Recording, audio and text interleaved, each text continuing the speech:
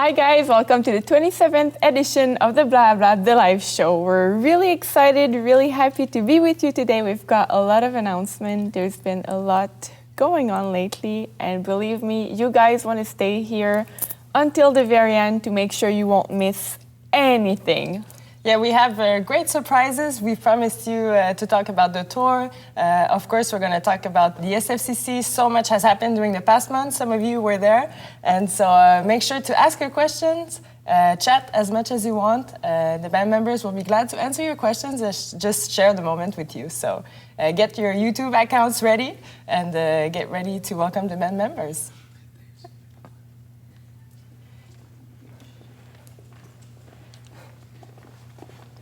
You were talking. Good morning. Good morning. Very early in the morning. Hello. We were having a conversation about not bumping each other. For Like last time, yes. Pouring coffee everywhere. It's precious this morning. Yeah. We don't want to spoil any of it. Exactly. Well, congrats, you guys successfully managed to do that. See? Yeah. We're professionals. The last don't time try this at home. I had to go through the whole blah, blah, blah with like my completely burned. With a whole cup of coffee. Yeah, exactly. All over you, yeah. That's cool. It's part of the live experience. For once, it was not me hurting you. No, it's true. It's true. So how have you guys been doing since the last time we've seen you on the Bla Bla? Busy? Yeah. You're doing a lot. Yeah, I think this is the perfect word because a lot has happened. You guys went to the Juno. We're going to talk about it a little later. You went back in the studio, and this, I know people are really excited about that, but you're going to have to wait a little bit. This is why we're telling you you need to stay there until the end. So there's been a lot of creativity going on. Oh, yeah. And one of the aspects in which we could see that was on April Fool's Day. Yeah. One day, April fell. Yeah, I'm not sure there was another fool right there. It's a day some people like very much. Yes. For instance, Mrs. Abel. I do. And it's a day other people, Mrs. Abel victim, don't like that very much. But there's only one person who really every single year was got like cut by it. But you know, it's very funny. But it's his like Mrs. Abel like It's my Christmas. Yeah, exactly. Yeah.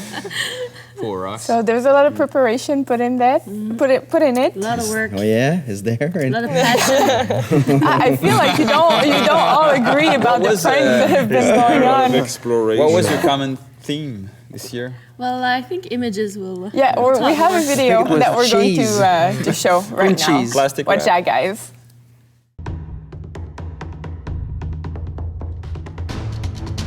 It's April Fool Day. This year, strike 2. We will hit again.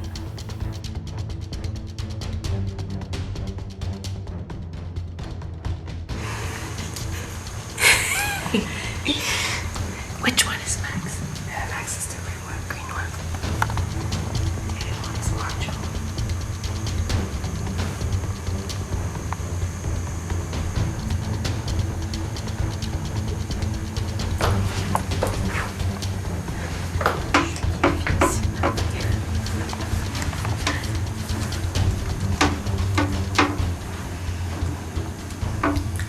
Take a shower. A beef shower.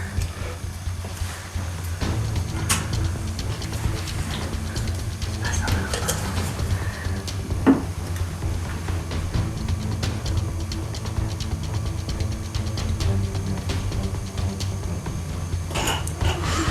low. I'm stuck in the bed. What's best? To smell good. When you want to do sport. Then cream cheese.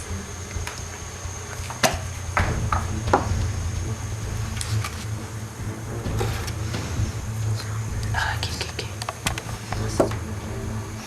That's the same. Cut.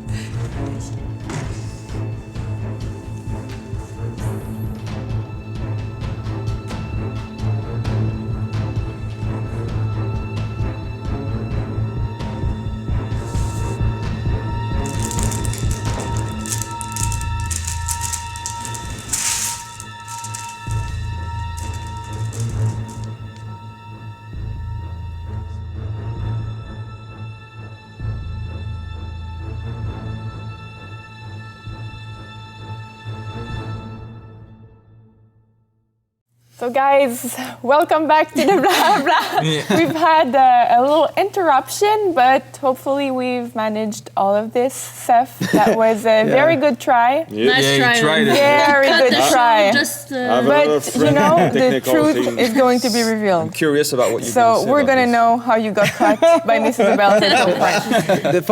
The funniest part of the Bla Bla Bla is when there's like videos and pictures and what's going on the set is just like crazy. Yeah. And Seth was like trying to manage like a way to way out. avoid what's about what we're about to see, I guess. I don't like the way it started.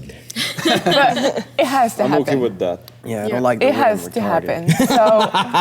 So, are you guys ready to see that? Yeah. At home, do you want to see that? you're gonna cry. All right, It's I want to hilarious. see. let's watch a video.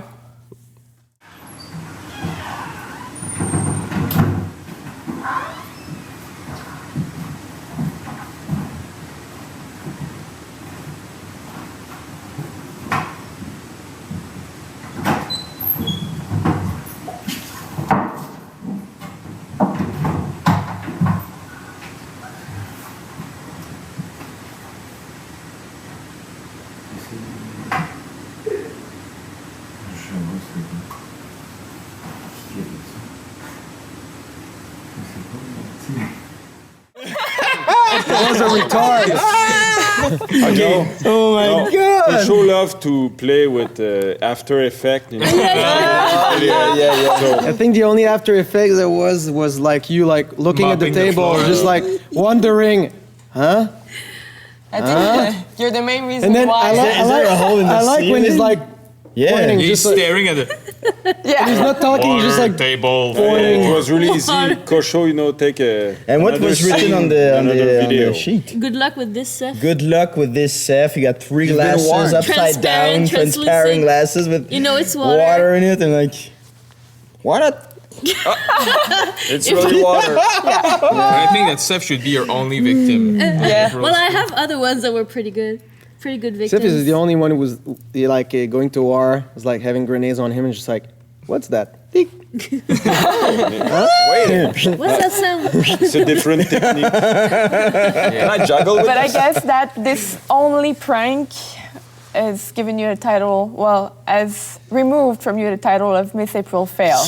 Yeah. Because I think Thank you. Oh, yeah, I think at least the reaction was pretty good. Pretty yeah, good, but right? I think they're And even if still you- under one, eh? Even if you've tried to do like the April Fool like a day before, I don't think that you fooled, you know, the real. Well, I actually- don't think that you fool normal people. Well, I have other people who got around the house the whole day with cream cheese on their armpit, which is pretty good, I think. And everybody It's thought not like the house smelled like smelled weird. peppermint because of the cream on the toilet bowl, but that didn't work that much. Well, what about the beef in the shower?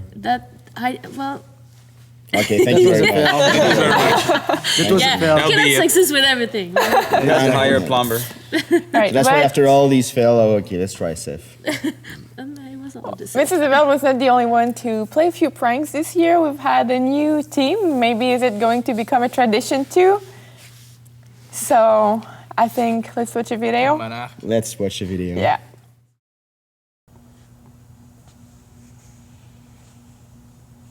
I heard that April Fool was back. So are we!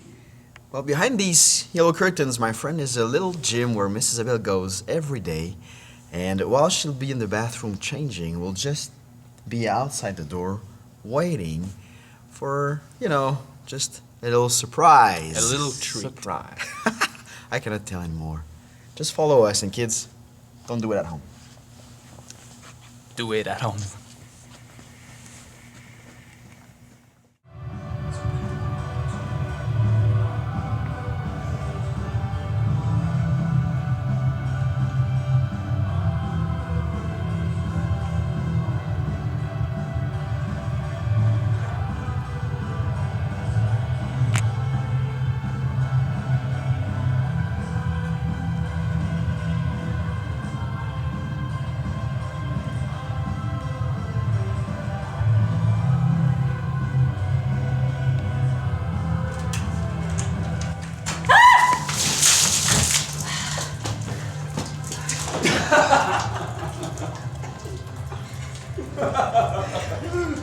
April Fool is back! Woo! The pancakes are not sweet this year. No, they're more sticky. So are we. So are we. So are we. Pranked.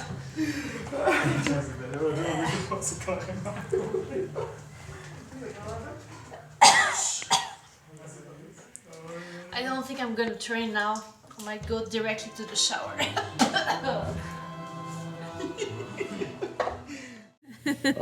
That's a good one. That's a very good one, I think. Pretty good, pretty good. I like Have the to admit. scream just made it all. It was just to reestablish what a prank should be. I guess you're very lucky also that you had like 2 flour thrower buckets. as well. Yeah. The thing is that, man, you Yeah. won't believe it. Just a minute before, I broke my arm. Wait, that's right. I broke my arm, and when I wanted to throw it, like, didn't work out. You're watching too much box, man.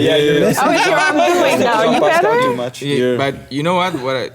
I've been into sports when I was a kid, and it didn't last long because I'm not good with aim and anything else. Maybe your you eardrum did was that, like you had like my eardrum was pierced. I saw Miss Isabel there, but she was there. Yeah, so when you know your partners, you take I'm good in precaution. the technical team. It's alright, you can have the title of mostly April it. Fail this year. Yeah. I give it to you. Perfect. I know you're gonna get back next year. Ah. And that bathroom looks like a bakery. Right?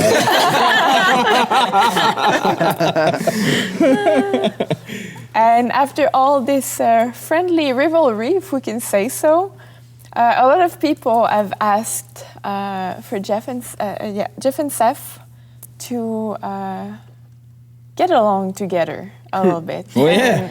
And yes, as Easter was coming up, they figured out it would be the resurrection of a friendship. Exactly. Perfect still believe opportunity for that. Yeah, the dying part was well consumed. Yeah. And that was time for the resurrection. Oh, yeah.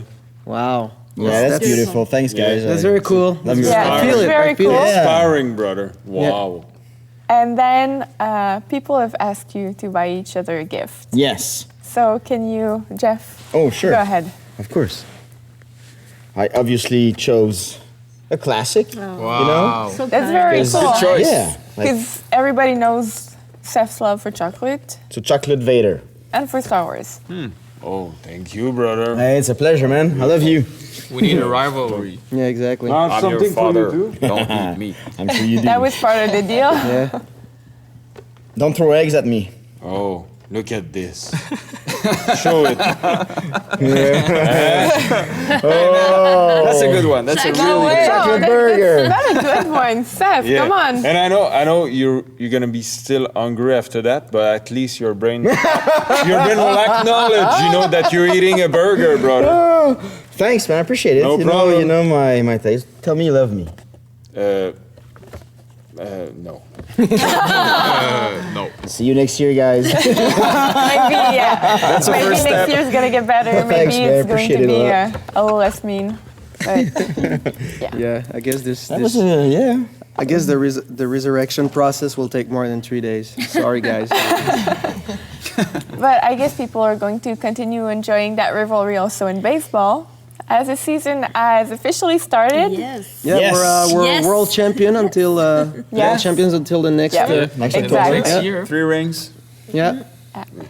So Sport to live in obviously the we past. couldn't just go beside the opening game, so we did Yeah. a little celebration for it. Actually, both teams, the Giants, the good team, and the Dodgers, Seth's very bad team, and we're playing on that day. So, we both have parties. Let's just put it like this, and let's see a video with a few images that are going so to show exciting. you exactly what it was like.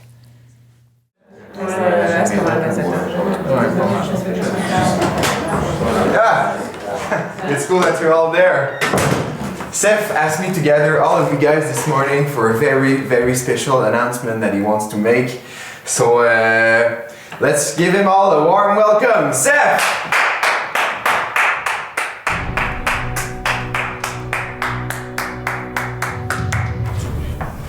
Hello guys, how are you doing? We're about to live a really, really important moment all together because it's gonna be the opening game for baseball. Yeah, baby. Oh yeah, and I invite you for my Dodgers party! It's amazing, Give me the envelope, Because you and your little giant, you're a bunch of losers! Oh yeah. Yeah. And you need to be embraced by something greater. Yeah. Oh, Jeff, didn't have your name. Yeah, I'm invited. Lucky you are. Oh, thank you. We miss one for dear Jeff. Come here! Give me that. You don't have to. Oh, Jeff, it's you? I should have written with my blue pencil. But I guess you understand the message, Can't wait to See you. Yeah. Have fun. Hey, are you excited? Everyone, please come in. Don't be shy. Take your seats. Seth invited us for a very special time, so it's time for us to rejoice and be all together. You're so into it. Stay up with me. We can do some dance moves of rap and things like that, you know? Woo! All right. Yeah. Woo! All right. Yeah. Oh, Seth is right there. Party's over. Look at this guy. Here he goes. Hey, guys! You're wearing the wrong color. Welcome to the opening game of the Dodgers. I'm inviting you to this party. And at the same time, I've prepared some snacks for you. Oh! It's very welcoming. That's I understand why your team sucks. I'm really excited to watch the game of the Dodgers with you guys. giant screen. Oh yeah, it's gonna be amazing. Beautiful blue sky and bright sunlight, so it is perfect. Can I come with you? No, you're not ready. Not now. This is the part, the communion part. That's the communion part. Super cool, your old cabin.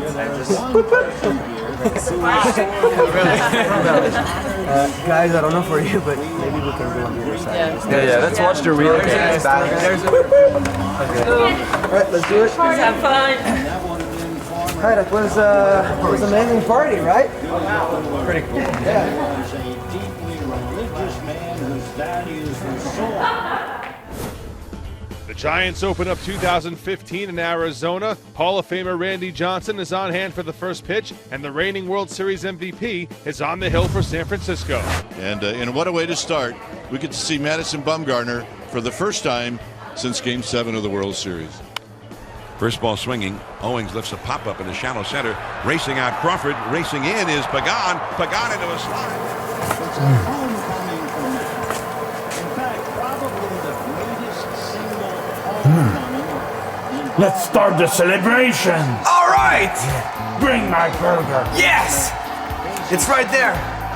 And it's just like you asked. I put everything in there. Just transfer. Right. Here you go. Oh, wow.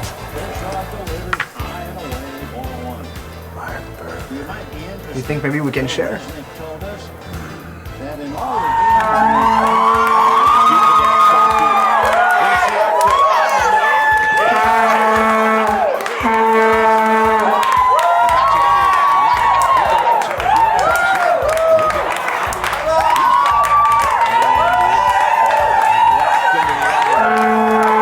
Guys, I don't know where's Jeff. We've been looking for him all day long. Probably he's coming with like a very crazy surprise or something. But so you know, we kept one burger and one piece of other thing for him. Yeah, So, all right. We're gonna eat him. Where is he? Yeah, we can call him. Yeah, let's call him.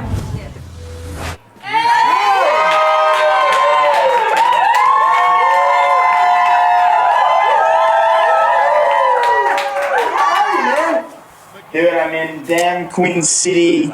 No! Toronto, Ontario, man. You're in Toronto? I'm in Toronto. How did that happen? How come? Seth gave me an envelope just to go to Toronto, and he was like, CU soccer this season has just started. No way. Oh, Seth is so blue. Well, we're gonna wait for you for the opening game at home. Yeah. So you better come back soon, dude. I'll be back.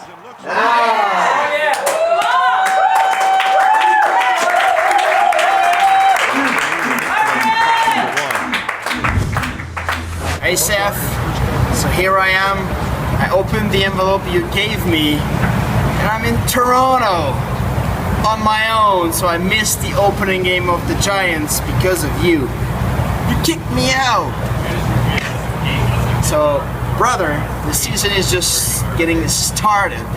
So watch out, man, because this is not the end of the story. Like, I'm in Toronto on my own. You... Ugh. It's not over. Stay tuned.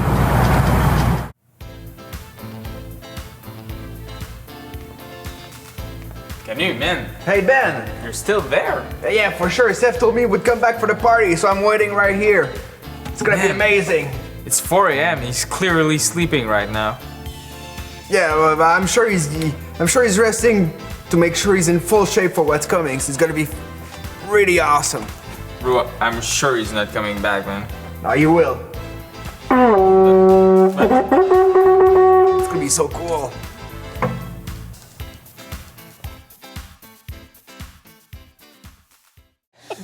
Alright. Okay, that's funny, but not funny. The ending part is very funny. It's a little bit sad for Kenny, though. So Sad. innocent. But Kenny in that looks so story. happy. Yeah, but he has it. Yeah, but that's It's called denial. I think no. so. Bless your But heart, brother. Yeah. I think that the real question here is. It's not the mix of like Prozac and denial for Kenny, or what you need to be Seth's friend. This is not the question. No, the question I think was. Hey, the chocolate did- is good. No worries. It's where were you? What were you doing No, in what Toronto? were you This is- doing This is there? the real question. The guy sent me to Toronto. It's really, really simple. You know, I know how much you love Toronto, brother, and you needed to take some time apart, you know, to relax and all those stuff. So I Ask just him about said, it. you look tired, brother. So I've you been need to. played. Yeah. Like, seriously. Don't send him like to Mexico or a place like this. Yeah, exactly. He loves Close to the Toronto. ocean, Australia. Just send him like to Toronto. And Everybody loves Toronto. And you saw the food, Jeff? Yeah. Yeah, I protect you from yourself. Come on, Seth. You call this I should dedication. say thank Paul. you then. Like, I mean, it's Yeah. the opening game of the Giants Right. this year At because least I he was. I didn't guess send you you should. to Canada's You're about to Wonderland. lose that game, so didn't miss that much. No, we won, actually. Yeah, we won. Yeah. Oh yeah, but it was really Yeah, close. we eh? won. We 5-4 won. at We the last. won. Everybody was sweating of fears and. Just like the game last night. I don't think that you guys. How was Kershaw last night? Sweat a little. Bad than you. I think so. Oh, the baseball god. Yeah. Well, let's say we're Yeah. full on. We'll talk We're about full Lindsay on. Combs. Exactly. Season has Yeah. started. Yeah. But Jeff- it's not over Yeah. because I've been sent to Toronto, and guys, this is not like taken not nice. lightly. You know, it's No. it's quite No. The something. burger were good over there. Actually, Want to go check it out? Yeah, we could send you there. You go on vacation. The resurrection over of there. relationship, eh? Let's go Yeah, to Toronto. I guess the snacks you gave each other didn't quite. Yeah. Maybe. It didn't do Well, it. Yeah, he didn't want actually, his I think burger. it worked Mine. one He way. didn't love his That's how burger. much He doesn't respect love he's his got gift. for me. Like, I will take the bring me the burger. and you're doing a lot of noise. And that's right a now, burger he gave you. Yeah. And he's eating it. And Right, he after was- that, he dares calling it like dedication. But that's another story. Seth could Was be the object complaining. of a complete blah blah himself. So I think if we start talking about him too much, it's going to get to his head too. And we don't Let's want move that. Is it possible? Is that possible? Well, you cannot miss. But there's the home opening game for the Giants True. that's coming up. It's going to be actually on tomorrow. So I guess, Jeff, get ready. Just stick around. Please. Yeah, Jeff for, is for everyone preparing of like us. a huge party. Is there Yeah. be a lot of snacks like this? Whatever you choose. I told you, But yeah, told so you. as you can see, and Need as some you'll advice, see that would be throughout the whole summer and a little bit of fall too, we are huge fans of baseball. It's lasted for a few years already, and the guys are really, really, really dedicated. not only when the games are at home and when they have time to watch them, but also when they are on the road. And here, I would like to show another short video that are going to help you guys understand what I'm talking about. So let's watch this. Hi guys, we're now at the Petit Champlain, a venue in Quebec City where we're about to play tonight, but that's not what I want to talk to you about because something is going on right now and it's like so exciting. Follow me. This is the back room. And hey bro, how's it going? Good, and you? Good, explain us what you're doing what's going on right now. Presently, I'm signing some posters for people, for loved ones. And I'm watching the first game. All right! The spring camp. It's the first game that the Giants are broadcasting of the season, the preseason. So as you can see, everything goes pretty well. Well, it's training, right? Exactly. This is why we call that the spring training. That's it. I had to do like a little bit of teaching because people were freaking out the fact that we were losing games and training. So I had to remind everybody that, you know, championships aren't conquered in March. So, and it's normal, you know, that after three championships in 5 years, you know, it's good that the guys are they're not starting slowly. They have to adjust, they have to work on different things. So we're champions. We're a dynasty. That's it. Thank you so much. So you're gonna have a lot of baseball coming up for you guys as well. So yeah, we're going to the States. So. Home run! You're good.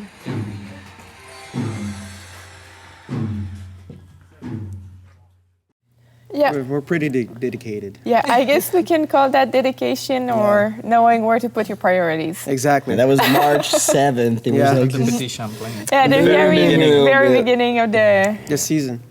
Spring training. Yeah, for us it's season. Season. All right. Let's call it baseball season. And as you could hear, it was the first game that was broadcasted live so that you could watch. So the guys didn't want to miss that for absolutely nothing in the world. So there you have it. And that day has been a very busy one. This was March 7 when you guys played at the Petit Champlain in Quebec City. Or as Jeff would say, Petit Champlain. We're here at the Petit Champlain. I love Petit Champlain. And I love the Chinese accent. We're here at the Petit Champlain.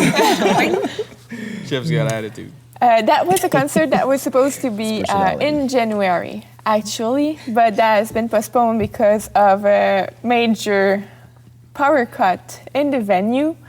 Yeah. How did YFE style. Yeah, first time in the history First time of the ever venue. in the history of the venue. Yeah, we're always like connected to some happy tragedies. Yeah, I think so. I guess we could call this a hopeful tragedy. Yeah, exactly. Oh, beautiful. Just like when we went back to, I think after 7 years when we went back to Paris, I think like the venue was like shut down. Doors, they closed doors. Just like show. So said, hey, YFE style. So the show is going to be another venue. Same thing in New York City. But same thing in New York. Exactly. That happened We're quite going a lot. on tour. I'm so excited. But how did it feel for you to get ready for a show that had been postponed because the show had not been canceled because you brought people here and then you knew that this show would be given to some of the people that were here would be watching. Was it like a different type of pressure for you to know that this show had been postponed, that people had lived an experience that was pretty much out of this world here with you coming home to watch a concert in January instead? Was the pressure different? Did it give you like any ambition, any more stress? Was it more exciting? How did you deal with that? But first, I don't think there's any pressure to any concerts we're doing because it's really about the moment we're sharing with the people, and every night is different. You can come to every single shows, and even if it would be like the same set list every night, it's just a different vibe, you know, a different environment. And I think that when people came here, we just let go, and that was a moment in time, and that was very like a spark of something that was eternal, like every other concerts we're doing. And I think that in Quebec was just fun.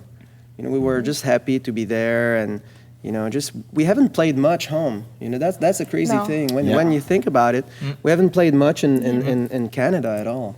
So we're just slowly starting to make ourselves available to play here, because we've been so much in Asia and Europe, and so that's kind of crazy when you think about it, because most artists are starting very strong in their own country. Yeah. So for us, people were asking us, so is it true that like home gigs are always like very stressful? It's something we're discovering. And for us, it's just like,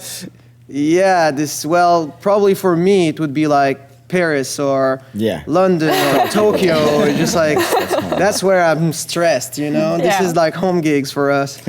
But here it's really like family type, and it's always like, kind of feels like, you know when you're a kid and you're having like a Christmas dinner with everybody, so you're seeing all your cousins and, you know, people that you're not really seeing all year long, and as a kid, you can, you know, you don't have to be with everybody all the time, just to kind of, you know, to get a real connection with everybody and to get an emotion of the party.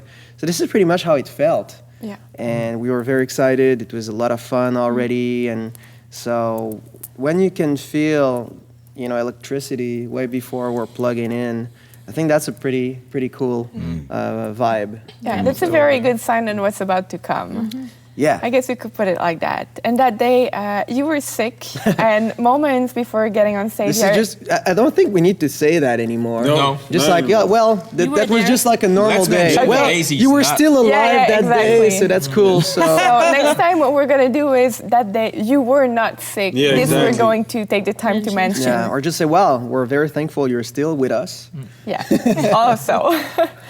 But I remember the manager of the venue coming to you guys and asking, okay, so do you know how long the show is going to be? And I remember your answer saying, well, we know when it's going to start, but we have no idea when it's going to be over. And then you turning to the guys saying,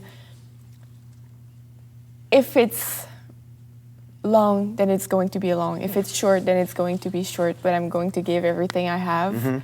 But that's going to be it. I cannot give more than what I can give to people.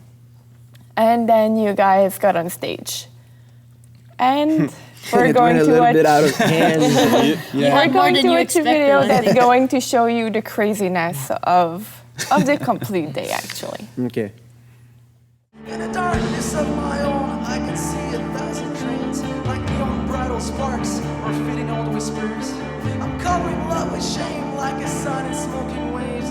I dress the fate with lies, confess make believes. As the tide keeps moving higher,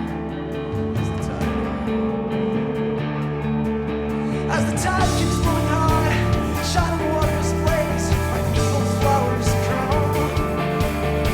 The city is a mess, reflection of the sky, her glowing in the streets, like shamans or rituals, all dressed up as a widow, all dressed up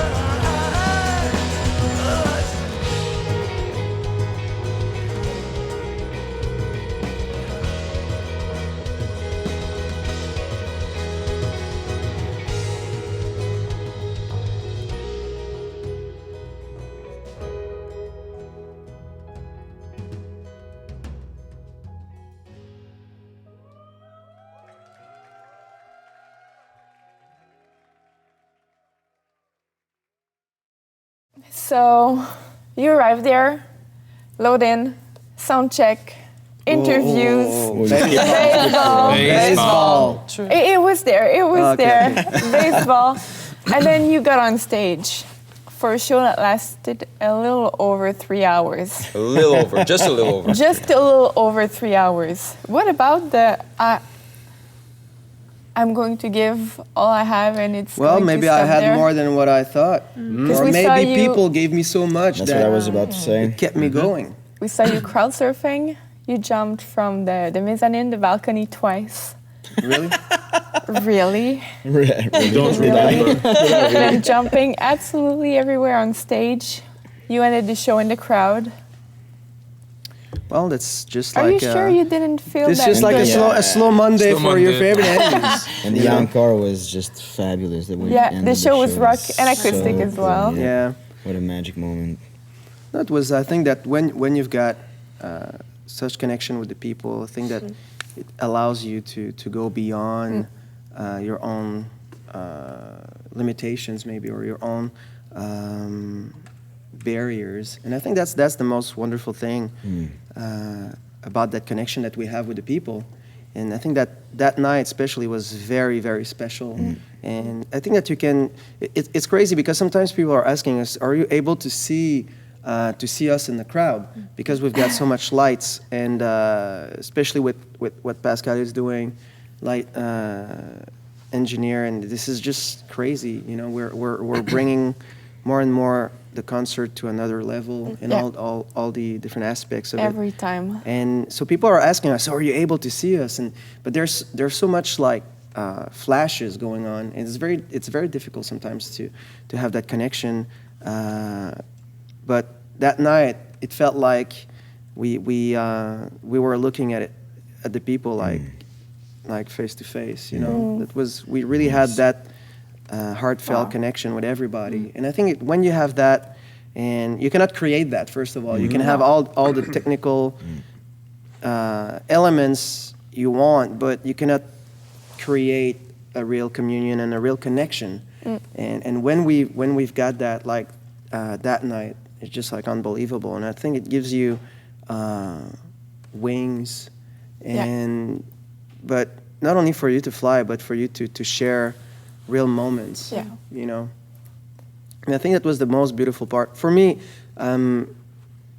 My favorite moment in the concert was when I went in the crowd and just to thank people, and you know, while the guys are raging, this is very intense, and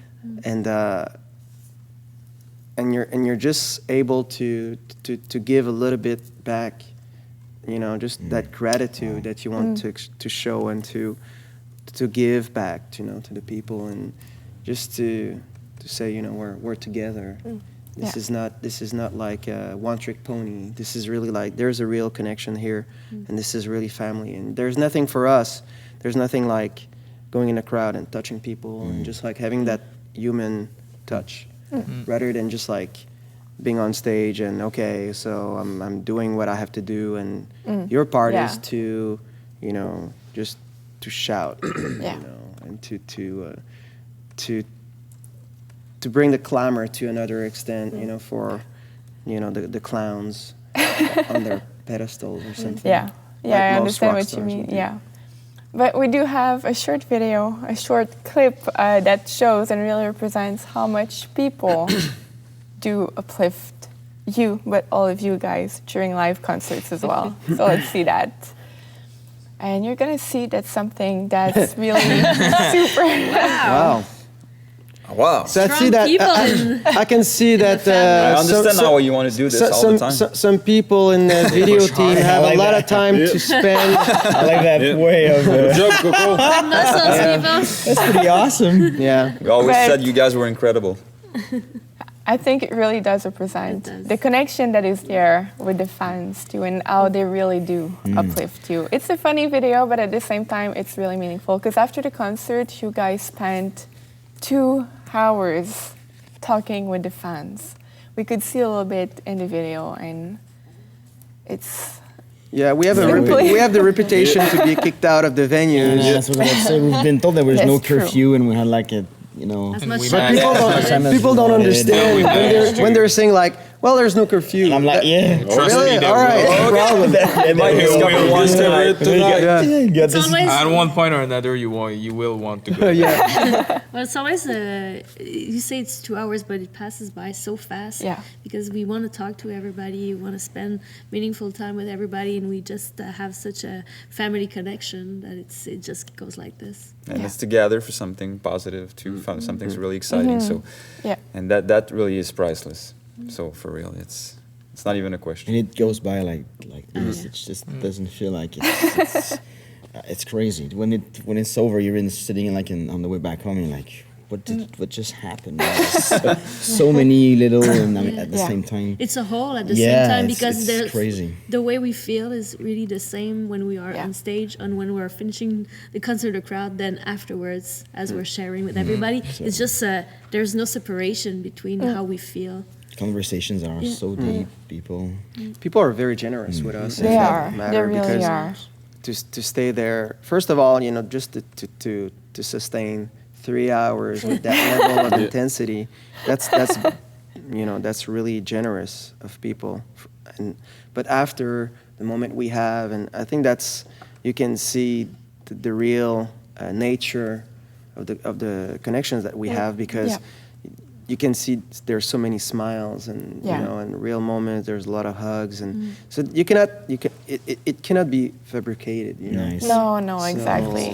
It's something that's real. It's organic, and that really comes from the bottom of each. Because we've seen so much of those bands, like when you've got like lines of people coming and they want to have like a little autograph or something, and you're just like this, and they don't even look at the people back, and just like, and we're coming from, most of us are from the punk rock scene, and for us it was more about the friendship and the brotherhood, and rather than just like the rock star distance that you need to just like to give away your kind of business card, to entertain. Nobody wants to be there, but you're just signing your whatever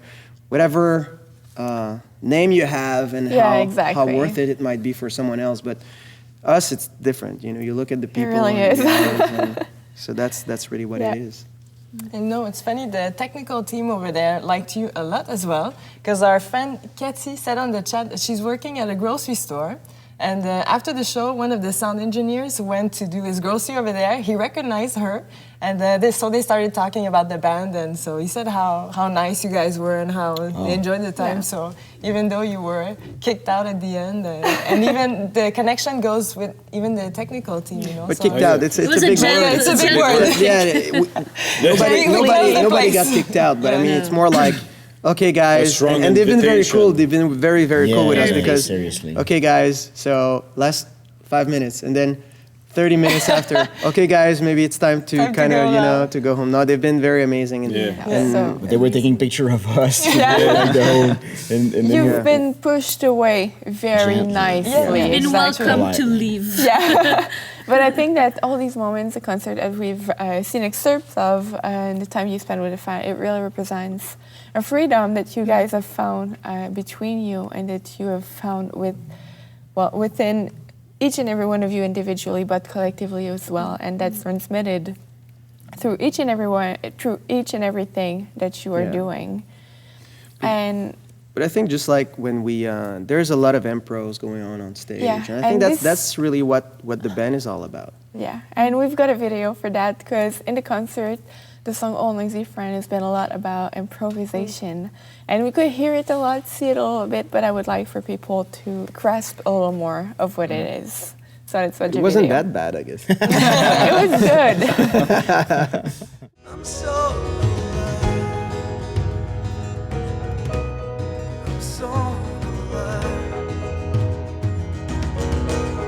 I might be broken, I'm not defeated, I might be broken, I'm not defeated, I'm not defeated, I might be broken, but I'm not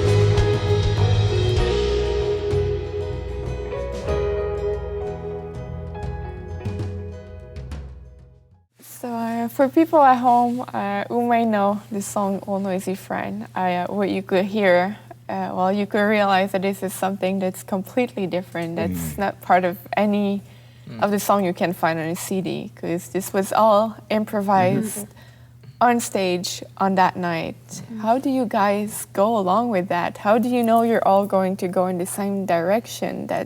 Well, I guess it's a discussion. It's what it is. That's how I see it. So you talk to each other, you listen to each other. That's basically it. And you talk to the ones who are listening as well. So it's really part of it. So there's no ways of going except the way that you're living the moment. So, and that's really what happened there. And at the same time, I think that when you're in that moment, it's not about like, okay, what chords are we gonna do? It's about following the spirit of the moment. And this is it's obvious to us. If you just pay attention to it, you're gonna notice where everything is going, and you just bring your spirit into that. And after that, like a drum part or a guitar part will inspire you to go even further. So it's all about following the spirit, I think. You feel like you're a part of something that is going on, and you just decide what you want to bring to the table of that communion. You bring a bit of yourself as freely as you can, because you are a part of that moment.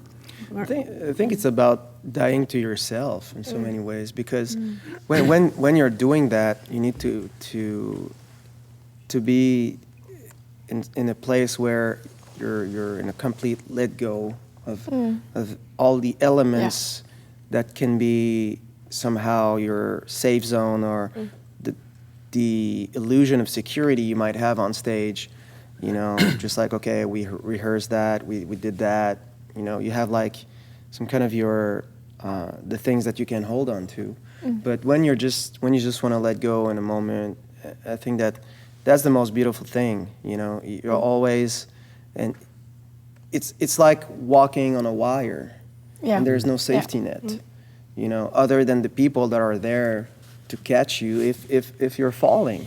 And sometimes, you know, this is what I love about music, is the fact that sometimes you will fall. And that's the most beautiful thing. And it's not about hitting like the right notes. It's not about, you know, having like the right melody. It's or even like the right vibe. It's really about taking a chance. And when you're able to do that as a whole, you know, we're 6 different persons on stage, and with everybody in the place, so it's like a huge choir of hearts and souls, and this is the most beautiful thing. And it's funny because I just saw like the video, and I don't recall the words or no way. Just like it's completely for real, to be very honest. It was really on the spur of the moment. And the moment inspired you. And you can see that, you know, it's when you're following if you're following the band for a little bit, you can see that whole thing is kind of blooming through the whole concert. You know, and you've got like moments in those different songs, and it kind of leads you to, you know, a moment where you don't know. You know, it's complete. It's the unknown. It's like what's beyond the horizon, and I think that's the most beautiful thing, because right to that point, you know, just most of the time it would be like, I will start a little bit of something. You don't know where it's going to lead, and I will look at Ben and I have that really unique chemistry, very close, connection. And then it kind of, you know, bloom out of it, you know, just and then everybody's following that stream of life, and then after that it would be like following like Moses' rhythm, which would be like very like for this song would be very hypnotic, and then it gives me like a huge, like it's like a canvas where you can add the colors that you want, and when you look at it at first, you're so close that you cannot really understand what you're doing, but it doesn't make any, you know, maybe it doesn't make any sense, but it doesn't matter. And when you take like a step back and you understand what it is, and you say, wow, this is like wonderful catastrophe in the making. Yeah. Because you never know, when everything, when everything's gonna fall down again. And that's what I love about those moments. Because if you're becoming ambitious through those moments, then it's just like It'll ruin it. and it feels like, okay, the guys are pushing too hard. You went, You will feel it. you're out of bound. Yeah.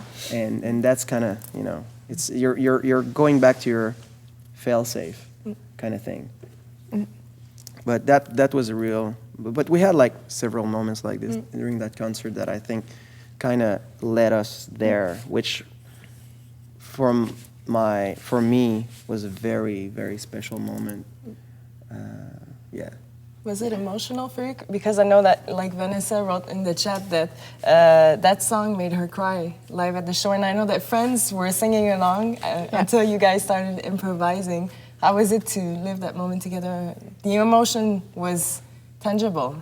But I think this is what really define those kind of moments. Is when you've got like that real connection with the people, and you can transcend like being the band playing for the people. Yeah. So then it's one voice and different colors, but in the same stream. And it's always very emotional. Every song is, because it's a real, every single song has been crafted in those very fragile places of our lives. And us, we're very fortunate because we're able to share those moments with the people. And then sometimes when those songs if those songs have been crafted in miseries, when you're sharing with people, they're blooming into something very positive and very very beautiful. And I think that's why it's always very positive and emotional. And I think we've been asked many times, so are you kind of sick and tired to play, like, let's, for an example, like Open Your Eyes. Like some bands are kind of sick and tired to play like older songs, but we don't feel that reality, because every song has a story that we're not only that we shared by crafting those songs, but those stories are still evolving every night with the people. Yeah. So and we're very enthusiastic about it, to see where, okay, in 20 years, what it would be. Yeah. This is pretty mysterious. Yeah, the number of pages to every song just keeps on adding and adding. Yeah. Every time you play them, every time you share something over them with the people, and this is why it makes them, I guess, like always new to play. Maybe that's why I'm always messed up in the lyrics also. Maybe I'm like lost in the spirit. Maybe after 20 years you go. I think that's also why people really enjoy coming to the shows, and that's why so many people follow you on tour, even though they know some of the songs are going to repeat night after night, because they really never feel the same. Because even if the notes are the same, you guys never play them exactly the same either, because every time it's another page in the story of what that song is. Or maybe this is just a way to say, well, no, I didn't mess up. That was just like improv, like a new section. A new scale in the song. We'll cut that too. Yeah, exactly. And we'll go with the pages and the book of each song. It's so funny because that's more poetic. I don't know, guys, if you remember, but I think we were in Manchester, and so we started to play Where Did We Lose Each Other, and that's a pretty straightforward number. This is like a pretty straight song, and it's not really so forgiving. we're raging. It's very, we're really into the moment, and for like a split second, I kind of lost my focus. Sometimes you're seeing like things in a crowd, and you kind of lost, you lost it for one second, and then I kind of came back, and it was just like, okay, where am I now? And then I started to like, and then the second you start something that's not at the right place, then you're just and like, you realize it and it's too late. Yeah. And then that's cool because the guys are so good. And you're just like, everybody's kind of look at each other and said, all right, that's okay, that's Everything's cool. gonna be just fine. Is that the second verse I just heard right Yes. Yeah, it was supposed to be the chorus. It was supposed to be the chorus, and then after that we kind of look at each other. And I remember at the end, Joe and Chris were there, and they came, they followed us a little bit in England, and said, "Oh man, that was very cool. What happened where did we lose each other?" I felt like you guys really decided to change a little bit, and I said, "Well, actually, so that's the cool story, but because I really love you, I'm gonna tell you what happened for real." So that was very funny. So we're always, even if we don't want to, I mean, the spirit leads us to places we don't know. Exactly. It keeps us on the edge. Yeah, exactly. And I'll bring you guys back to the show in Quebec City. You guys had crafted that T-shirt. If you want to show it. It's been released at the previous Bla Bla, especially for that show, and I think the name of this T-shirt is "Sailing All Walls Down." Yeah. And I wanted to show it again because That's I pretty think that without even having lived the show yet, you could really envision what the spirit would be. Is it like those type of moments? Is it something that you envision all the time? Does it always go according to what you think it's going to be like? Or? I think it's something we're cultivating amongst us first. It's something we're going to challenge each other to always stick to, get down the barriers. Just be yourself. So it starts here. It starts among the band members and the family here, and that's what we bring. So it's not something we plan or. I love your voice this morning. Yeah, it's a very nice baritone. It's radio-like. Very nice baritone. Yeah, thank you very much. I really like it. It's very Eddie Vedder-ish. That I worked on. Yeah, right. Well, it pays that's up. good to know. If we're envisioning, I think we have not an idea about what's, what are. It's hard to say what are we gonna do, and it's we're not actually. It's kind of weird to say, but. It's very difficult to rehearse in this band because it's all those songs have their own way, if I can say, and so when we're rehearsing, it will be undeniably a moment where we're letting go. So so it means that it's going to be like either rewriting all the songs or. Crafting new songs, but don't talk about this too much. We're gonna talk about it later. This is the thing. Want to hear about it. You're not envisioning. You're just curious about. Okay, so this is gonna be like this, and we'll see what happens. I think it's more about being open, about being surprised, than trying to organize and control the spirit of it all. No, it would be just ambition if it was that. Yeah. True. Right, and then right after that concert in Quebec City, you guys came back home very late, and then the day after, you were at Tout le Monde en Parle. It was a broadcast of the interview. For those of you who may not know, Tout le Monde en Parle is a very major TV show in Canada, a talk show, French-Canadian talk show, one of the most important there is here. And I think we can go watch an excerpt of the interview. It was done in French, but don't worry, there are English and Japanese subtitles for you to understand absolutely everything that Alex said. So let's watch an excerpt, and we're going to come back and talk about it a little more. Il a tourné le dos à la haine des néo-nazis et a trouvé son salut dans la musique. Voici Alex Foster.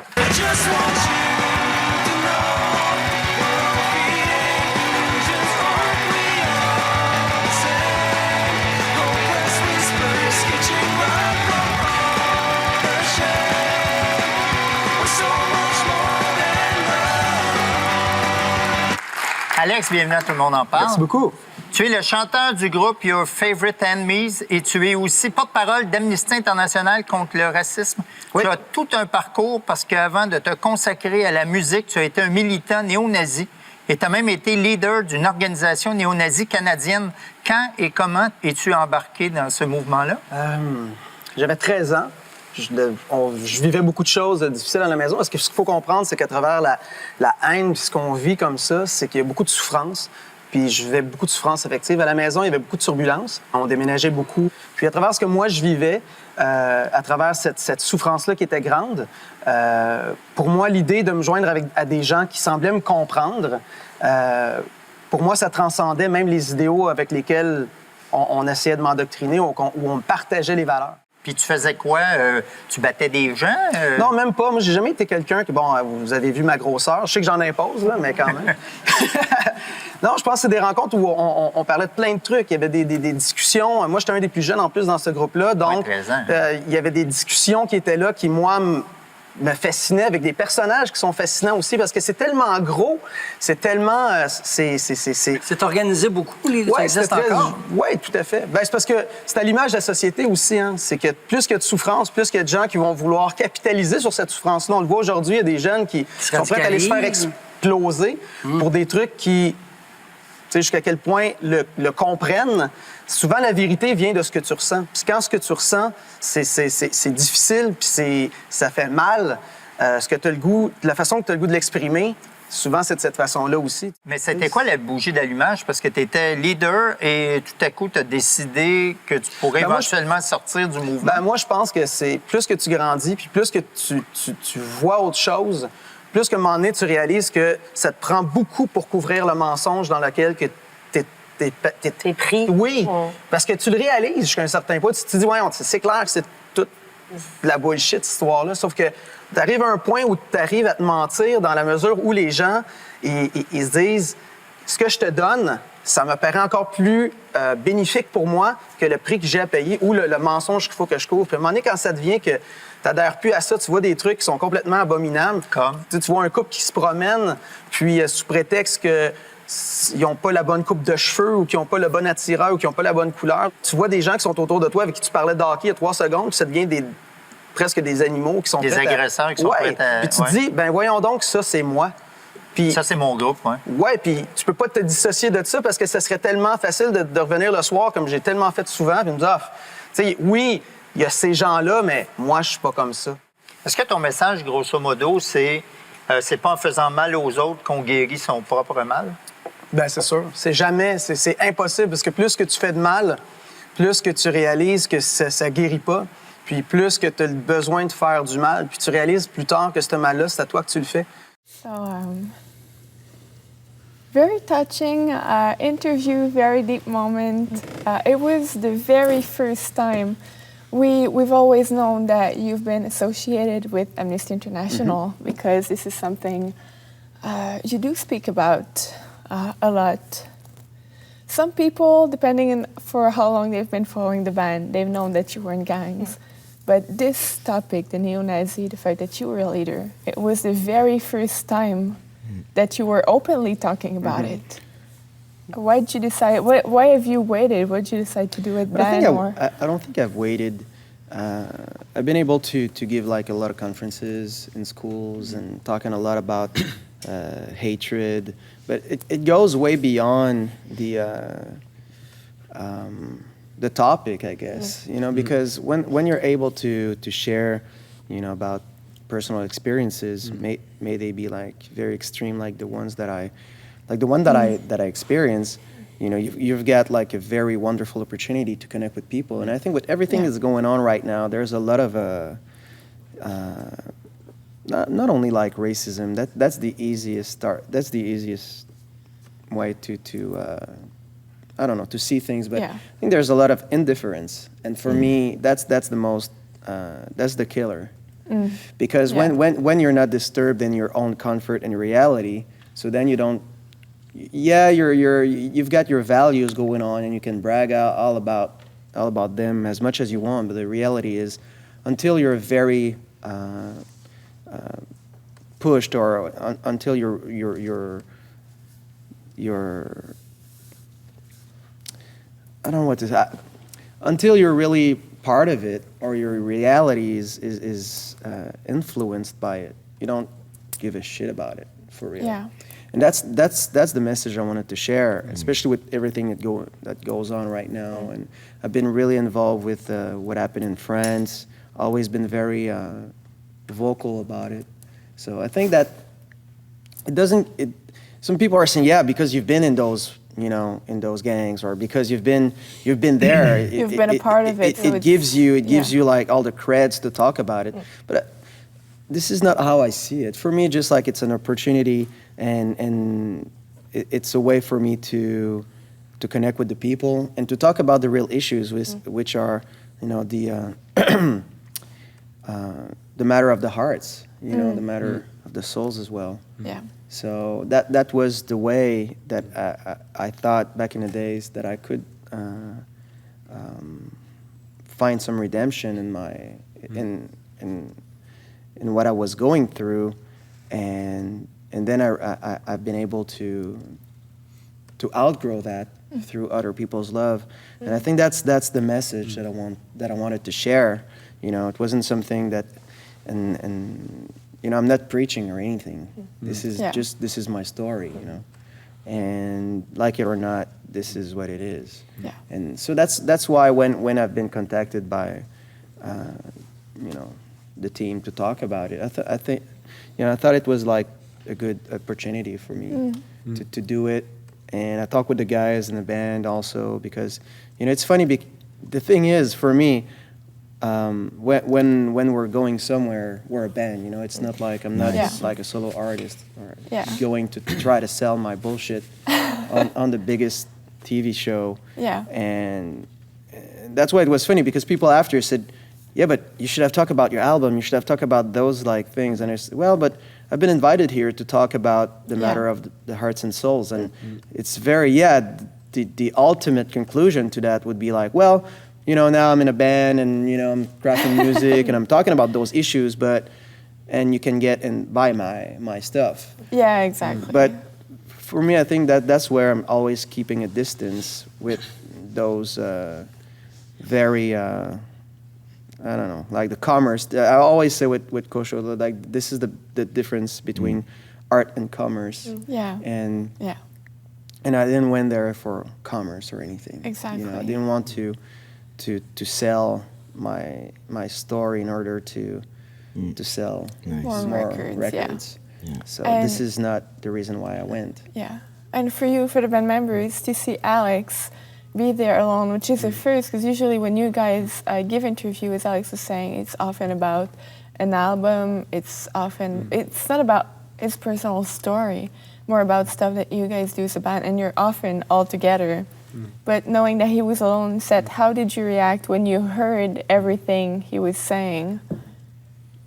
But for me, I thought I have a lot of respect for Alex for that, because I think he's very courageous. Talk about this, because it can open a lot of door, and for people to judge or people to see him in a different way. But he's very open, and it's something that always inspired me to be honest and true in my life. To see him like, it's not about like you face your past, or no. It's just about being honest and with who you are and what you became. And for me, it really inspired me. I think it touches what really matters through all these interviews. It could have been like a discussion about ideologies, political stand, or like he said, about promoting something, but it really touched about love, about to belong, and I think in a way it's breaking the silence. There's so many people that are like captive, talking about abuse and isolated, but I think it was like the privilege of a voice to be heard and inspire people to break their own silence. It's why it touches me. And like I told Alex, after the interview, I know this story since a long time. I know Alex since a long time, but at the same time, it's always making echo to our own reality for every one of us. It's the privilege of a voice to be heard. There are so many people that are facing different issues as well, and I think that's the angle I saw it all, because we've got amazing people following us that are facing like facing judgments over their differences. Yeah. Could be like physical differences, could be like their lifestyle, could be who they are. So that's their style, whatever. But that was a stand also for what we're believing in. Yeah. You know what I mean? And so, and by confronting not the people that might be the bad ones, but just to say, well, that just to try to reach out, not only to the victims, but also to reach out to the people that were exactly like I am, still, sometimes. You know what I mean? I think it's very easy to look at people as monsters, but when you're looking at your own monster inside, I think that you're able to grow, and you're able to understand a little bit more of the people that are still in there, you know. And obviously, you know, you're rebuking all the embodiment of that violence or whatever it might, you know, those people, what those people might do, obviously. But I think that it's all about reaching out and to create an invitation in a common place. Yeah. It's a neutral place where we can talk, rather than just like going there and just to point the fingers and just like, well, and then, oh, you see me, I'm like, I'm the result of, you know, like I've been saved or whatever. And then you're kind of turning the attention towards yourself rather than the hope possible for everyone. People can have, and you know, what lies beyond what they see. Yeah, and believe. you can be like a monster, but there's redemption. Yeah. For you, as much as you can be like a victim of those monsters, and there's redemption for you as well. Yeah. And sometimes indifference can be a bigger monster. Yeah. That's the biggest one. Yeah, but there was so much hope in what was said there. It was so empowering. It was really it was, you know, much deeper than just what Alex went through. It was an invitation for everybody just to rise and to shine. And when after that, the way the interview was built, it led towards the music. And when I heard the music play on the set, I was like, it makes so much sense. You know, it was like all of what Alex has been talking about. Now you can just hear it because it's the whole it in a different path. way. Oh yeah, and that invitation was now much more clear and louder and bigger, and that's really what I like. It was so much a reflection of who the band is as well, because everybody usually goes on that show because they released a new movie, because they released a new book, a new album, a new TV series. It's just to promote, but for us it was so much beyond that and deeper than that. Obviously, I asked Alex to wear a band T-shirt, which he said no to. Business guys, that's the commerce guy talking. It was so like it couldn't be better than that for us, I think, to be there. And people ask me after they say, well, why you had the agenda to keep that, you know, under the radar, you know, because obviously this is not something that you really want to put in your resume. Resume, in your press kit. But you know, for me, I'm ashamed of what I did, but at the same time, you know, it's a testimony of how love can transform people, and that's really what I wanted to share, and so that's why I went. I was very nervous. It's usually, you know, just when you're talking about music, you want to say the right things, but when you're talking about life like this on such a not only a personal level but on a grand scale, I think that it's very important for you to have your you know, to be completely free from ambition or self consciousness. So that was my biggest concern, I would say.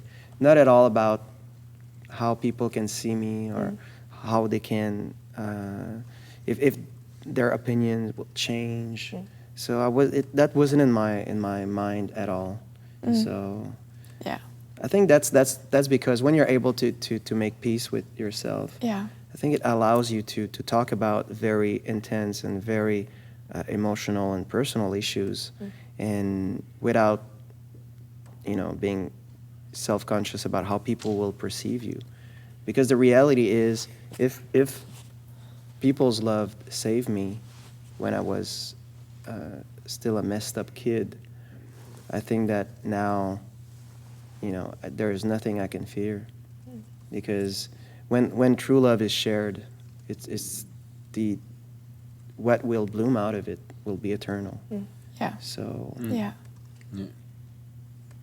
And so you've been active with Amnesty International, sharing about your experience as well, and as you said, seeding true love through everything that you guys have been doing, not only with Amnesty, but I think everything you do on a daily basis too is really marked by this way of thinking.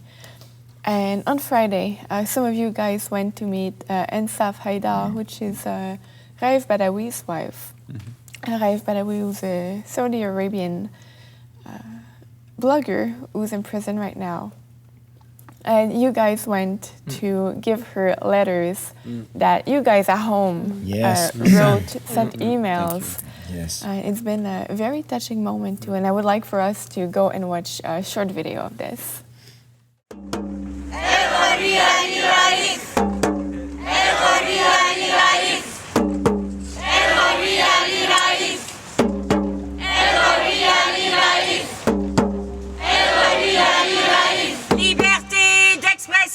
Liberté d'expression.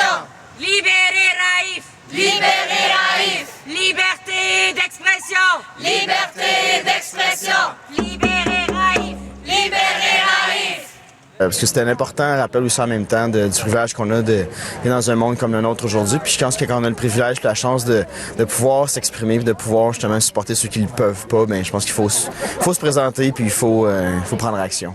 Ce qui s'est produit est extrêmement horrible, mais sauf que de voir que sa voix est portée partout dans le monde maintenant, puis que tout le monde connaît Raif pratiquement aux quatre coins du monde, on peut voir justement la puissance de quelqu'un qui a décidé de se mobiliser au risque et péril de sa vie, de sa famille, mais que c'est pas resté juste là maintenant. Il y a des gens partout qui sont ici aujourd'hui, qui ont écrit des lettres, tout ça. Donc, il y a vraiment... C'est que ces mots-là ont vraiment voyagé beaucoup.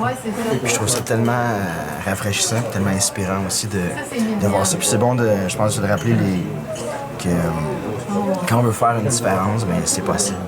Yeah, so that's a little excerpt of the moments that we've shared with you and a few members of Amnesty International as well. Friends and fans of the band who joined us as well for that That's moment. real and tangible because sometimes, it's very far from us. You're writing letters, you're just signing whatever, paper petition about, or, someone that feels like far away from your reality, which is, true as well. Yeah. And you don't quite understand the human nature of such implication. And I think that being very involved in directly with the people allows us to show the human aspect of this implication.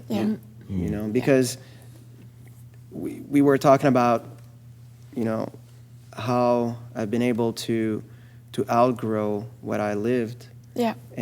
But the reality is when you're seeing people like that are really going through pure injustice, because you had you voiced an opinion that was only an idea that was involving everybody.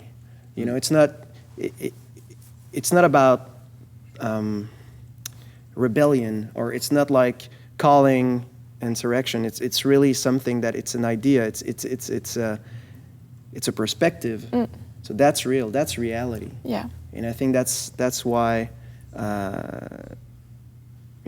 the guys and everybody that went were able to give us back that human feel. Yeah. And it's so true because we've been able to witness the eyes of Ensaf when she received all the letters. And it was so true, so real. She was so touched. I think it's such a good representation, a living symbol of what we can do when we just want to support people, what we can share with people. It creates life. As well, like Ensaf, the way she is, inspire life. And in what we have to, in what we're doing, you know, it's such a communion, but it's tangible. You know what I mean? Yeah. You saw her eyes, and it was wow. Yeah. It was worth it to make all this going to Sherbrooke and everything just to witness those eyes when it happened. And talking about the letters, why have you guys decided to do that, to ask people at home, fans, friends, loved ones, to write letters to this family? What was the idea behind it? What did you want to convey to them? Well, it was not about conveying like anybody. It was more about just to bring awareness on the power of the voice that everybody has, and of course you can see like someone who's imprisoned for something that is completely like unacceptable, but at the same time you won't maybe think that you have a chance to do something, because it's like Alex was sharing, like it seems to be far, but it's not true. You can actually do something. So just to bring that possibility, and then people answered like amazingly, and you know so it's not about like being an activist. It's about bringing warmth to the heart of someone who's, I don't know, you know, we cannot imagine how it could be to be somewhere imprisoned, just waiting and maybe getting some news, maybe not, and knowing that your life is in danger. It's so, but with the power of the words, the power of just speaking your heart, well, we can see what it gives, you know. It brings hope, and it just says like, hey, you're not forgotten. Beyond like all that mediatic attention that might be dropping or going up and down, and it's not about that. It's about someone who might feel forgotten and who is scared right now. But you know, people were asking, is it like some kind of a political stand from a band, you know, or artist that, okay, this is like, let's make, you know, are you guys a political band? And I think that for us, it's not about politics as social medias are seeing it, or the culture is defining politics.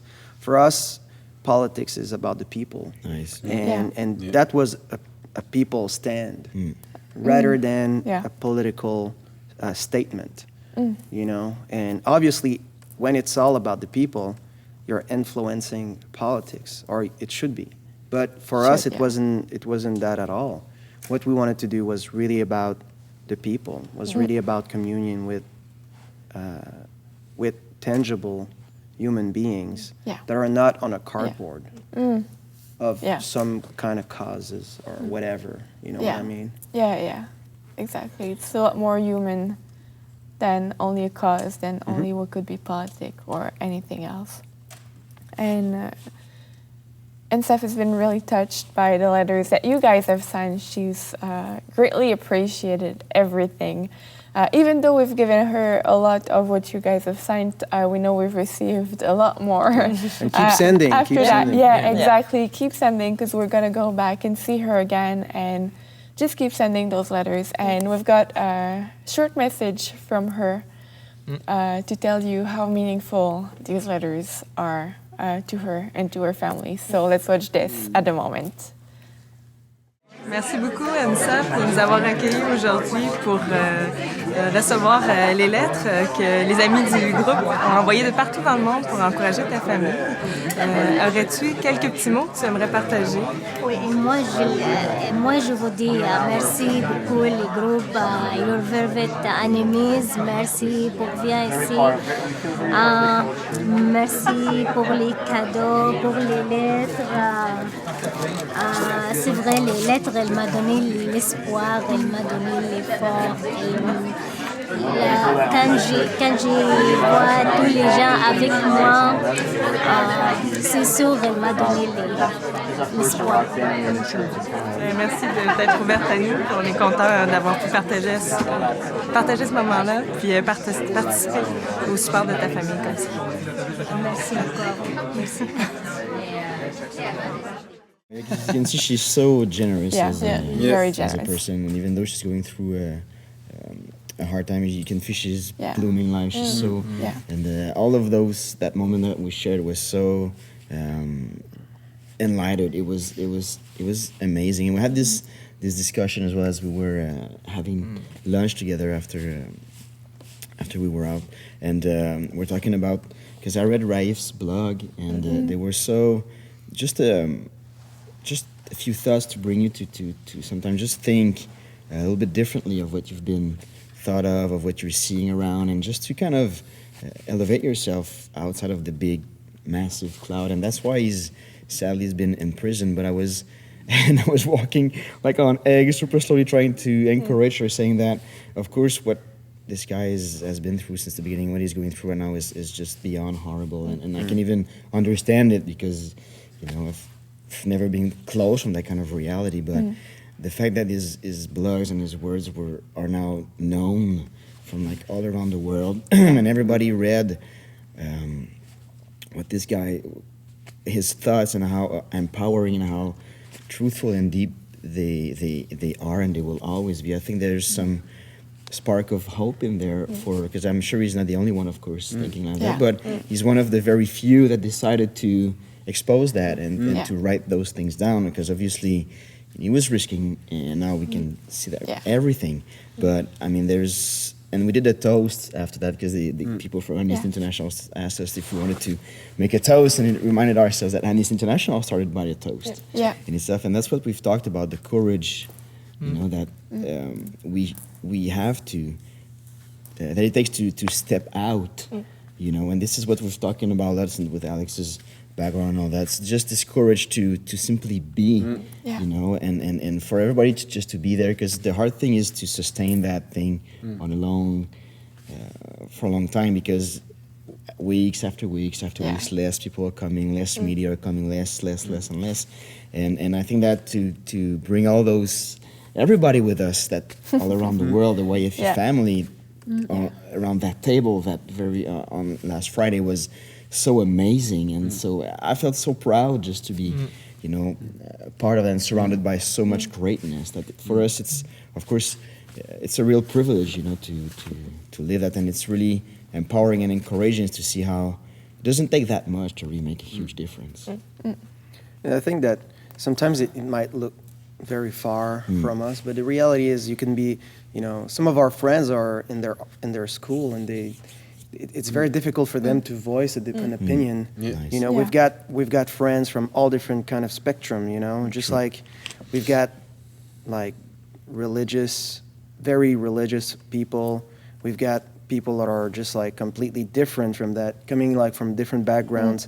And that's what I love about, being in this place and the band, is the fact that we can bridge people, And for me, I think that the best view I can have is to see one of my friend who's like studying to be like a pastor, like holding hands with like a guy who's openly homosexual. And for me on stage, just like, that's it, this is the bridge. And only to say that, it's for people, they might be like, it's outrageous. Alex, what are you talking about? This is just like, and so from both sides, so what I mean? But for us, this is who we always been, and sometimes people were saying, well, you guys are too like, you've got too much Christian values. Other people, and then Christian people were saying like, you're not Christian enough, or, and for us, we're just like, well, this is who we are. We don't care much about what people might think, as long as we're true to ourselves, and allowing, and by that we can allow ourselves to grow and to keep evolving, and that's really what it is. And so that's why I think that Raif, what Raif is going through, and his family, obviously, and all his friends and loved ones, I think it's the perfect representation of what we're all going through when we're deciding to have a perspective on different things. So, and I'm telling you that it's as difficult for Raif right now than to be homosexual in Russia, or to be like a Christian in some places in this world, or to be a Muslim in Montreal. You know, when you have to carry all, you know, other people's action on your shoulder because of what you look like. So this is really what, for us, this is like an open, just like an open dialogue with everybody that are really willing to, just to maybe to change their perspectives. Because we all have, you know, prejudices, and we all have like a tendency to rebuke what's different or what we don't understand. So, and we're all the same in that matter. So this is why for us just to be involved with Amnesty and with everything we're doing, this is really not only to make a stand, but this is like an invitation, you know, for everybody, including us, you know. Because courage without love is only ambition.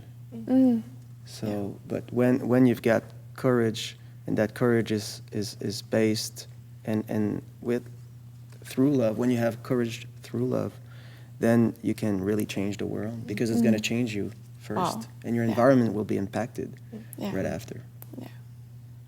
So I know there's a lot of people at home too who really do wonder if it's possible to make a difference, because sometimes, as you guys were saying, causes they seem far away from us while they're not, and just as you were saying, it starts within us. And it doesn't have to be like big changes, only little impacts, little by little in our own environment. It's going to make... The biggest revolution starts with the decision you make to be yourself. And to be open to grow. Just that right there takes a lot of courage to... It does. So but it's a true revolution in itself. So, thank you very much. It's very emotional. No, I know.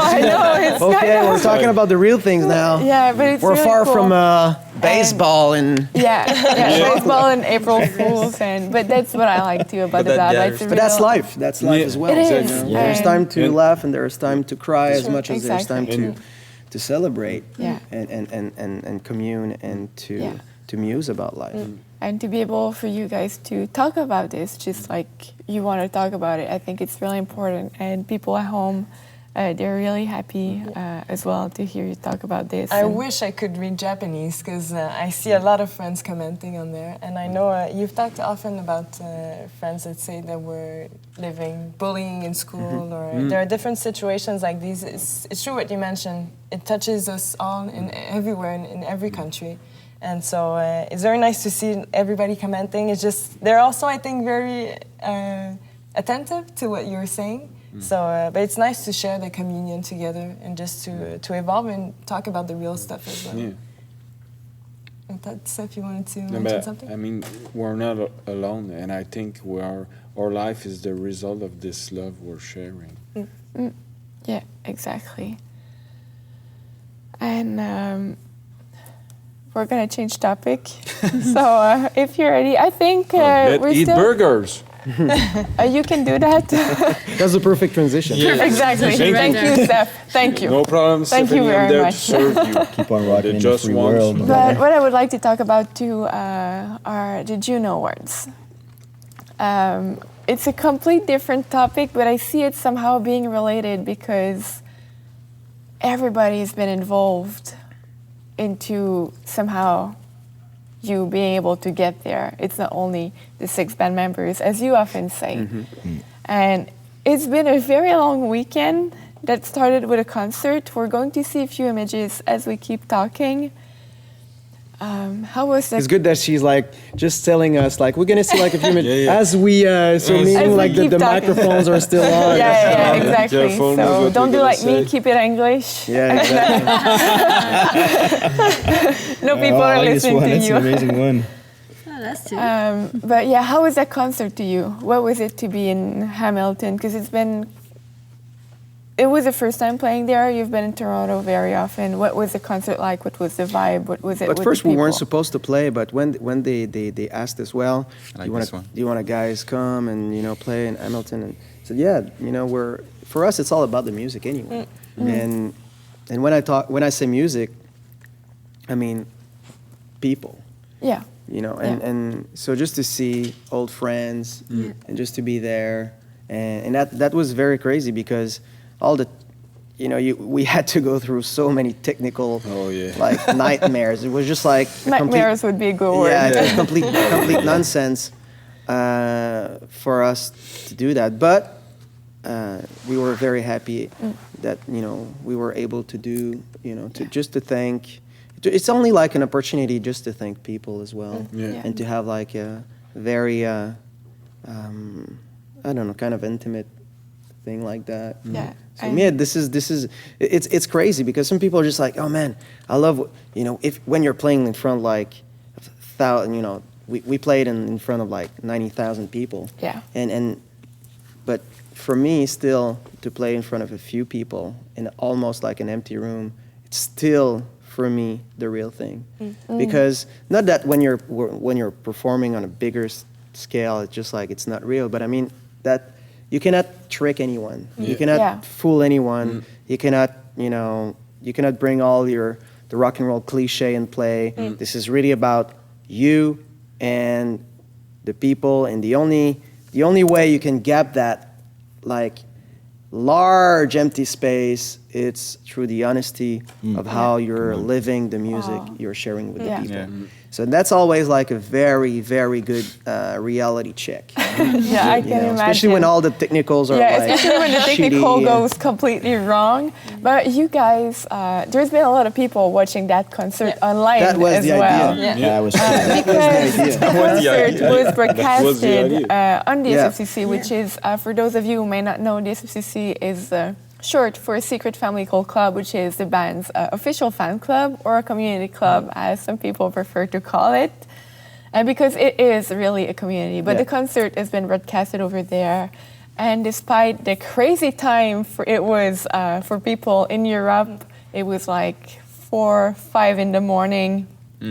And people in Japan watched also, Australia. There were people from all over the world. So it was still a pretty big show. Only you did not get to see all the people. It was a very big show, and we were able to see those people because when this is the thing for us. Playing music is, everything is related to the communion we have with everyone. So that's why there is no ambition through music. It's only like ideas that you're invited to share. In moments. So that was pretty crazy, actually. Yeah. It was pretty crazy. It was crazy. And what's even more crazy is that that weekend didn't stop only with the broadcast, for the SFCC members, didn't stop with the broadcast. You also did a series of interviews at home. We're going to see a few pictures still as we keep talking.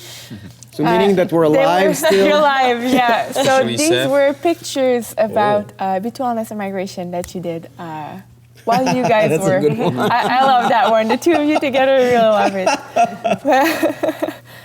Why did you want to broadcast these interviews and to bring the people through the journey of the album with you in Hamilton? Why did you decide that this moment was one worth sharing with the other people? But I think this whole Juno thing and every prizes we won or nominations we had. I think for us it's all great, and I've got nothing against that, obviously, but for us it's just a way to say thanks. So we wanted to bring everybody with us and to be part of it, because basically they are the reason we're doing all that. Because there's we had our season of ambitious selfishness at the very beginning, but we've been able to grow in such a way that we do understand the real nature of the communion we have with the people. So to bring them with us was just fun. You know? That was the real fun. It was a no-brainer. Actually, Yeah, absolutely. That was the real fun because for the rest of it, it's just like, you know, it's how it goes. You know, Okay, this is what it is. Talking about the rest of it, there are a few pictures I would like to see still. As we keep talking. In English. In English. In English. But yeah, these are dinner that we've had. It's actually the first part of the Junos that's not broadcasted on TV. Yeah. And this is what they call the green carpet, as we can see right there. Oh, it changed to red. Yeah. Yeah, I changed to red for the pictures. I think red might look a little bit better. The guys look so cool. You guys did look very cool. And I have here. Oh. Was it for the Junos? T-shirt. I don't know. Talking No, about green, it was maybe? not for the Junos, but this is what Seth was wearing on that green carpet. What else? Under his coat, obviously. Let's Bla Bla. You needed the force, I think. I think so. Let's Bla Bla. We promised, well, Seth actually decided there would be something special, announced it to everyone, and this is what came out of this. I think it was the best time to wear it because it's a pure symbol of faith, you know. Yoda was challenging the human perception and the human understanding, you know. Yeah. And you brought that to another level. Yeah. You brought that back to the non-understanding part of it, so then we can keep digging. Abstract We can keep digging. Something else that challenged human perception during that night, though, was something that Alex perceived. So, as a little reminder, Oh yeah. Valerie, if you could. No, bring it. oh yeah. Wow. Yeah. What a great memory. Thank you so much. We knew you missed it. Yes. Amen. Like you love, Alex. A little joke. Yeah, but Well, the thing is, Onion. taken as a joke, but we were supposed we gave everybody that, you know, all the nominees were, we had like a dinner, and we were invited to say, you know, if we're vegetarian and then. So I was supposed to have like a vegetarian meal, also without any olive oil, which I'm allergic to, and so they kind of messed up. So, and then I said, well, what's going on? I need my meal. And then he realized that he probably gave it away to someone else. And then the person brought that to me.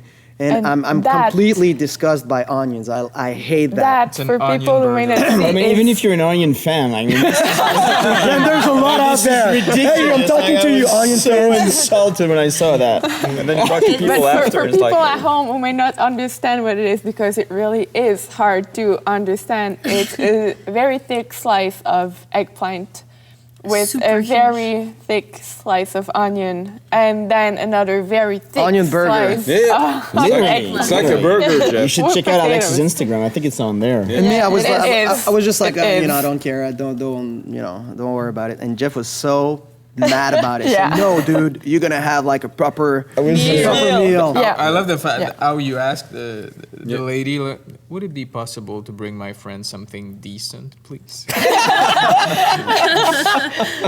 It was a very polite way to say just like what the Meaning this is not plate. decent. Like we're in a super like nice like it's the non-television like the gala that isn't on it's TV on and TV. we're just seated there and I don't know, it's like super festive and amazing, and I think what led us to go there, this whole like, you know, we did interviews in the day just to celebrate all of what's happening, and I felt like just to arrive there and to get that was like a slap in the face or like a cold shower saying like, for you, my friend, this is what you kind of got, you know, like, I'm not sorry, this is just for you. And I was like, this is not possible, this is not happening, like, I mean, come on. It happened. All those things always happen to me. Yeah, always to Alex, and that was like. So that's what's But very funny. you've got support, Alex. There's a friend that said, I salute you, Mr. Foster. Onions are disgusting.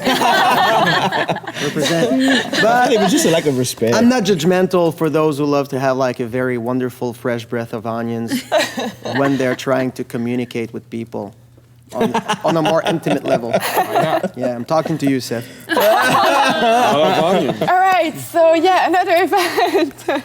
Another event, seriously, to which you've invited all the SFCC members during that weekend was the red carpet. Nice. It's been completely crazy. People were so incredibly thankful to be able to watch this with you guys. So For those at home who may not be part of the SFCC already, those moments, they're over, obviously, but there's a lot coming up, so I'm telling you, you really should subscribe very soon. We're going to, it's completely crazy what's going on there. But we're going to watch a video that does a recap of the weekend you spent at the Junos, and then we're going to come back and keep talking about it a little bit.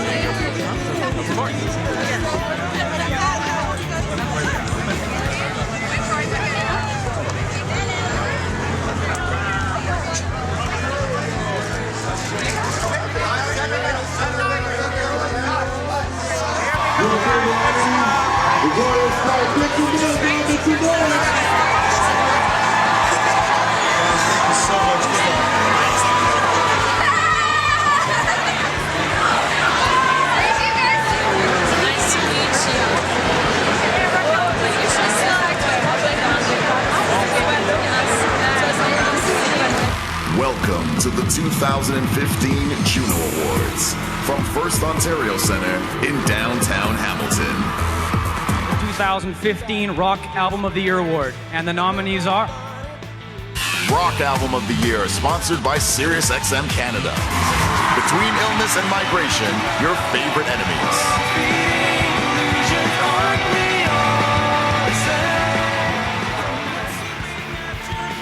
And the winner is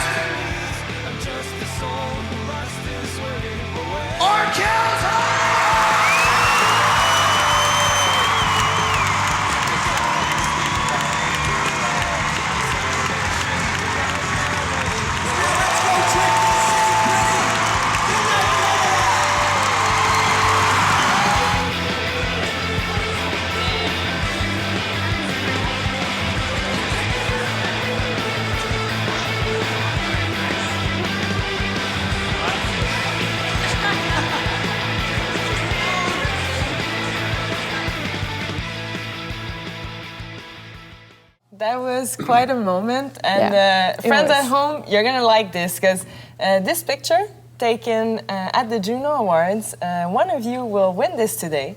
We knew you were so excited to share that whole Juno weekend with the band members. You were looking forward to seeing their outfits, and I see nice comments going on the chat. So thank you for chatting. Keep on doing it in any language. So one of you will win this picture autographed by the band members. Even by Seth. Yeah, even by Seth. Especially. Sorry, but yeah. But he had nice comments about his outfit, so I guess he's got really noticed. An autograph on there. It was really noticed. So thank you for participating and keep on sharing the moment with us in the chat. Yeah. And the Juno Awards ceremony, obviously, as people may know right now, you didn't win as yes. Oh, no? No. Well, am I just telling you right now? Did you just learn that? But no, the album didn't win, but still it was nominated, and the reactions of the fans at home, the people that were watching, they were so encouraging, and what everybody was saying, almost without exception, was that you guys were winners, no matter the result of the Juno Awards, but because of this album that you've crafted, what you've invested in it, the heart that you've poured into it, and the relationships that you've crafted all together. Is this how you see it too? Is this how you envision it? Is this what this means to you? Of course, this was that was the main, I think, thing of that whole celebration there, and just to have, you know, the Secret Family Call Club people with us on the red carpet. It was just meant to be like that. It couldn't be otherwise, because that's what we were celebrating, was that those relationships we've been building, those moments, all those messages over the years, and you know, as we've mentioned a lot, it's something to put a trophy on art, but I think that for us just to be there, you know, with everybody was, to me, one of a great moment I'll always remember, even though winning that thing would just have been, you know, something else, but to me, just to be there and just with everybody, that was just something just I'll remember all my life. And the thing is that the what we shared before in the Bla Bla before was that we were excited for because people were excited to be with us. So after the Juno, just to go on the SFCC community and see people, all the encouragement they told us, how it got us even closer together. Winning or not, it didn't matter. It's just that this was a great moment and this was special to share together. And what it created, it's even, I think it's a bigger win than if we would have left with the prize, and this joy would have fade out at one point. But what we created together, this doesn't fade out. It keeps growing all the time. So true. And it was part two of, just like even before the SFCC existed, the first time I remember, because this was a big event, but the first time we went to Japan, the promoters were like, "You're gonna be that much people?" "Yeah, we're bringing the family with us." And then, so it's always been there, that will to include everybody and to, so that's how I see it for this, and that's how we see it. It was important to bring everybody. Yeah, we're gonna be that much people. Yeah, and as the album Between Illness and Migration, the Canadian edition was in nomination for the Juno Awards. The Japanese edition has celebrated its second anniversary. The Japanese edition is the first one to have been released on March 20th, 2013. It's crazy. 2 years ago already. And obviously, we've celebrated that with the people as we've invited them to a special series of interviews, once again broadcasted for the SFCC members. Looks like the SFCC is the place to be. It doesn't only look like it. It is. SFCC? And we do not serve that kind of meal on those nights. Definitely not. But yeah, and we also had a special dinner without anything looking like that. But I would like for us to go watch a video for people at home, because that night, even though the interviews have been broadcasted, the night and what we did, how we celebrated together, has never been shown. So here are some exclusive images for you guys. Exclusive. SFCC.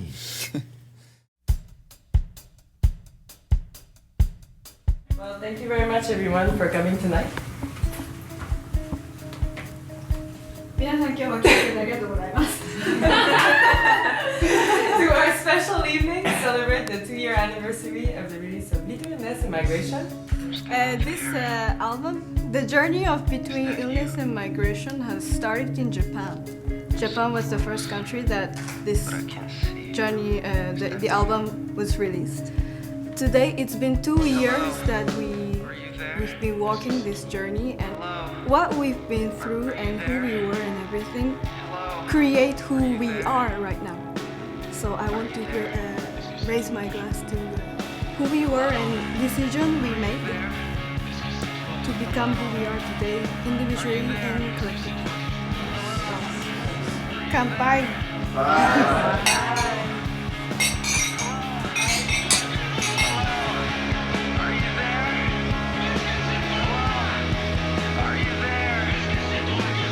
I want to read some comments from people about the Between Illness and Migration.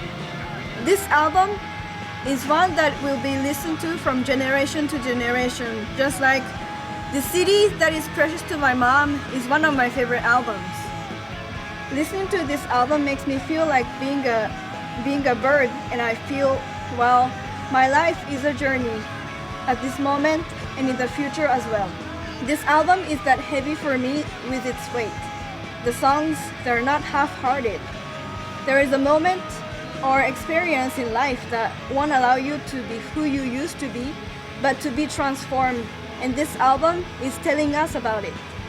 And when you are in that period of life and listen to this album, the songs pull you and your life to be transformed.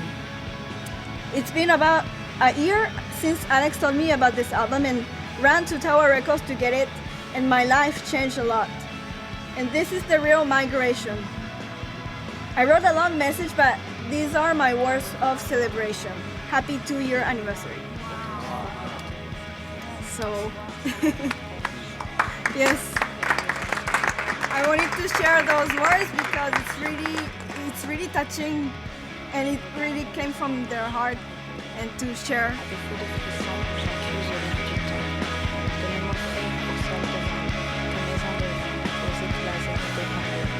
So tonight, yes, we're celebrating the release of the album, but I think that it's also nonetheless a celebration of all the love that we have for the people in Japan and all the relationships that really paved the way to what we became as persons, but also what we're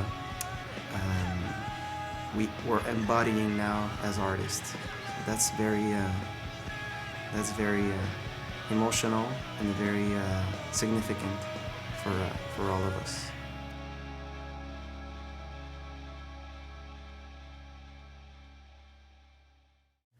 That was a very emotional night. That was very special. It really Very was. special. A very special celebration all together. Yeah. It was a very unique moment to be able to share this all together. Yeah. And so we got a little something. As you So I've can been- see right here, yeah. Exactly. So I've been talking with Kosho and Momoka, and we decided to do a little something. So maybe Momoka can join us on the set. This is Hello, Momoka. Hello. Konnichiwa. Konnichiwa. So do you want to introduce what we decided to offer Yes. the guys? Yes. Alex and I were looking for something very special. すごく特別なものを探してたんです。 Oh. That's serious. That's good. That's good. That's good. Keep going. Yes, and there's a special story goes with it. It's all right. I love the sound. Actually, there's a person from America and who was working at the advertisement company for the alcohol, and he discovered this shochu. Shochu. Yes, it's shochu. What is it? It's Some kind of a sake, right? yeah, it's a sake. It's alcohol, Japanese traditional alcohol Okay. made of rice. Or And this one is produce. very special. I love the story with it. That's why we Yes, decided yes. to take it, right? すごくスペシャルな特別な話があるんですけれども。 You said Aruna. You said hi to Aruna. Hi, Aruna. Hello, Domo.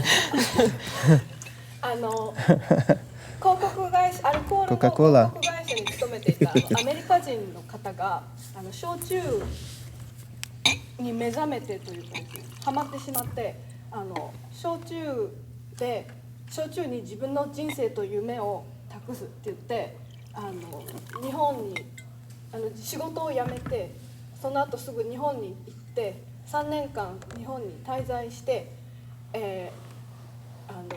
いろんなもう500種類以上の焼酎を試し飲みして This is so true. Oh, sorry, guys. ようやく出来上がった I'll tell you のが after. この Thank you. Thanks, man. 水の舞焼酎なんです。 Yeah. There is a guy, Whatever. American guy, who fell in love with the shochu. So he used to work at the advertisement company for the alcohol, but he quit his job, and he decided to put his life and dream into shochu. So he went to Japan, stayed there for 3 years to research all different kinds of shochu. Mochi. And then 3 years later, finally, he produced this Mizunomai shochu. It's very special one because it's very limited, and so It's only in America and some part of Canada, Yep. not in Japan. 日本では買えません。 Oh, wow. yeah, and it's like 2 years old. Yes, 2 years old. Yeah. Since 2013. So it was the embodiment of a dream, and last 2 years So he gave birth to this dream. So that was the same thing for the album. So that's why we decided to do something very special. That's amazing. Wow. That's great. Thank you so much. You can translate.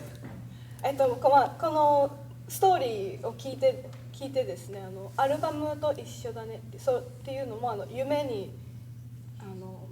自分たちの人生をかけるじゃないけど夢をつかんだそういうチャンスをつかんだっていうことですごくアルバムのその意味と寄り添うよねっていうことでこの焼酎を選ばせていただきました。So a little toast, a little kanpai.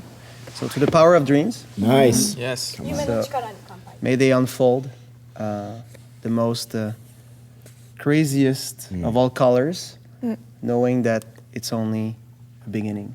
Yes. Awesome. That's Kanpai, everybody. Kanpai. Bye.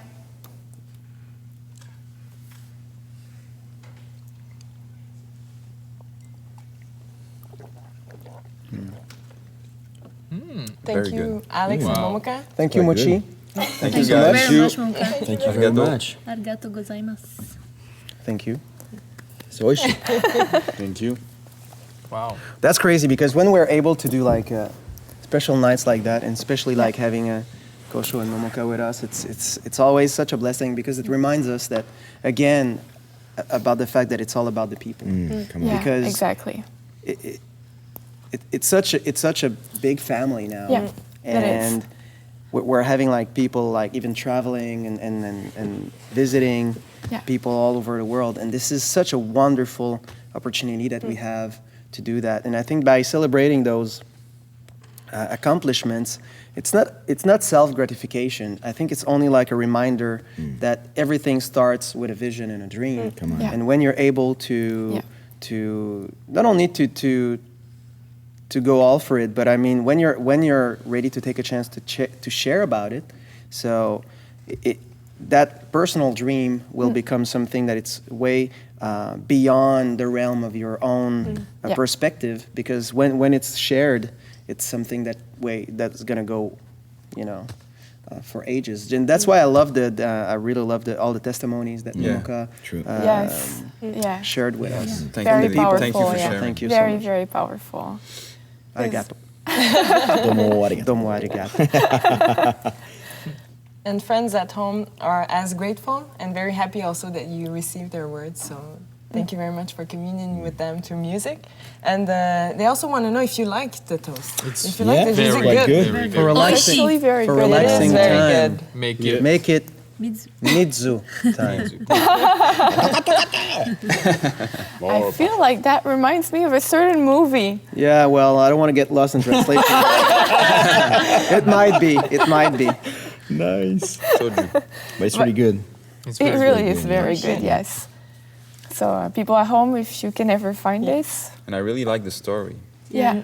But this is what it's cool with everything Yes. we're doing. So it's Yeah. and it's sharing somebody else's dream as well. Yeah. Yeah. Absolutely. So for those of you at home who might have discovered the band recently or not that long ago, you're going to see that there's always a reason behind absolutely everything that we do. There's always a meaning, and it's always very inspiring. But yeah, Between Illness and Migration, the album which celebrated second anniversary very recently, is an album that's been released in Japan, in Australia, Canada, and then all through Europe. And this is a journey that's still continuing, that's still going on. And even for you, because every time, as you were talking a little earlier in the show, every time you play the song, you discover something new about it. And it's the same thing for the album, for what Between Illness and Migration is, and for the journey that you understand a little more every time you take a step in it. And you've also decided to do a special series of interviews about this. And the interviews have all been amazing, but what I would like for you to share about the people is the vibe that's in there. Not the contents, because you're going to get to see that very soon, but the vibe. And I'm with you a lot. I've done a lot of interviews with you, but to see... I think I have. Are Q&As included? Yes. I really have. I think they count. But the vibe, it was the first time I felt you really grasped something similar, and I would like for you to share Well, in your thank own you for words. all the other things. Yeah. But you've mentioned that's how you yourselves live. that you've talked about. I know. You've talked about topics, or you've touched things that you never talked about before, altogether, or just been able to express by yourself. So. I think there was like a lot of honesty, and no such thing as barriers. So we just talk in a very positive way about what we've been through and the whole concept of the album and the whole context in which we crafted it. So that was very interesting because some of the topics we talked about we never talked about it before. So that was a very interesting moment, to say the least. So that was very interesting. I think we forgot that it was even an interview. That's what. Yeah. I mean, it was a time together to share. So the interview was not even in our minds. So it was just it sharing. was some kind of a good excuse just to to spend time to muse into- about a very significant time, Yeah. which is still evolving. So I can wait for the people to see that. Me too. I just It's can't going wait. to be very special. That's an interview series that's already well started, but that is still ongoing because, well, the more interviews are being done, the more we also discover that we want to talk about it. Yep. So There's so many projects coming up. yes. Well, no, that's not all, because actually this is our next topic. Yeah. Since the last edition of the Bla Bla, you guys have been in studio. You've spent a lot of time over there, and I think that what you said about the interviews, that there were no barriers and that they were done in all honesty, is something that we find into studio in a new level as well. And I would like for people to watch an exclusive, never released before, Oh my never God. heard before, Here we are. Who excerpt filmed that? of rehearsal. But people at home, don't worry, you may not recognize the song. just saying, you really want to watch carefully. So make sure there's no distraction around you, and that you enjoy the video. I love this show.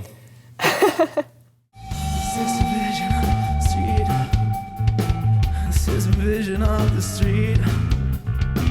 This is a vision of the street. This is my vision of the street.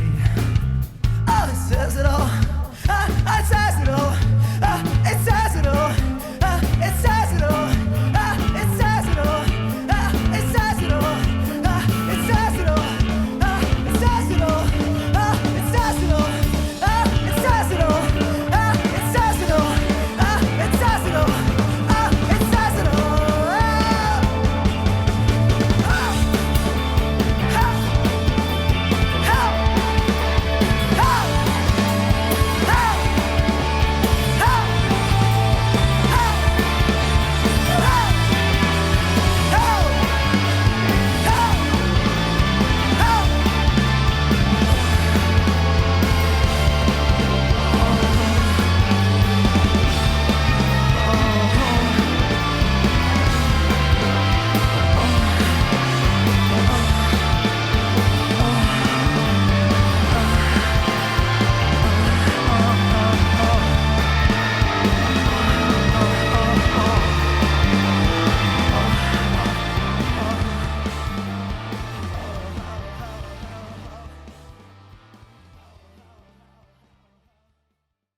Wow.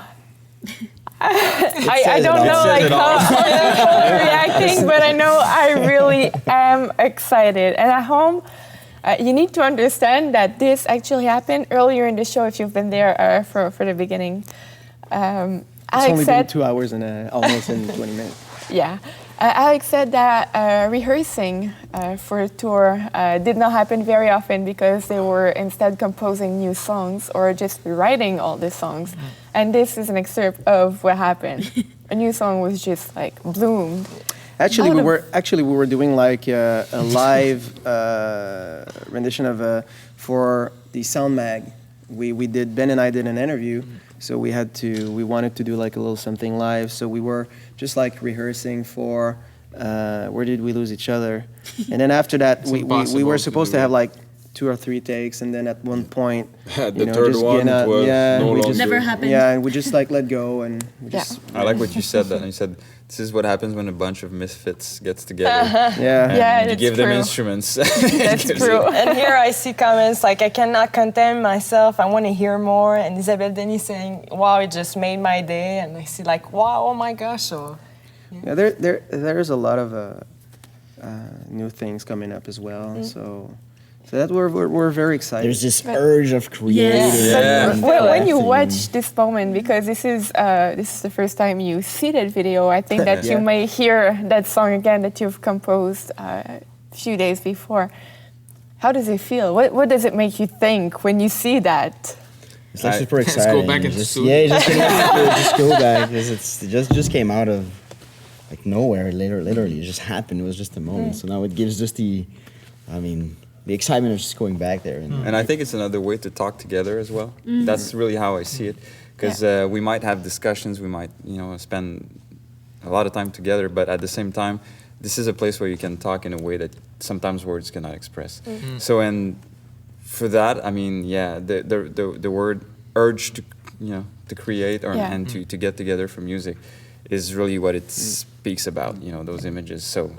But, go ahead. And every time that we're gathering together, like you say, it's impossible to play the songs just from top to bottom. There's always those moments where we create, and for me, what it touches me is that the spark is always there. We saw so many bands that we loved, like their flame, their passion fade out, and this is something we always tell ourselves, like this is something we need to nurture and to protect. That flame, not the big corporation stuff or whatever, but really that flame of creation and to share something that's meaningful for us. And this is something that's so natural for us that we crave it. We crave to just express ourselves more. We're doing videos. It's like we need to do stuff, but still we have obligations, but still this surpasses everything. Nice, man. It goes beyond everything, and we need to go there and to touch it no matter what.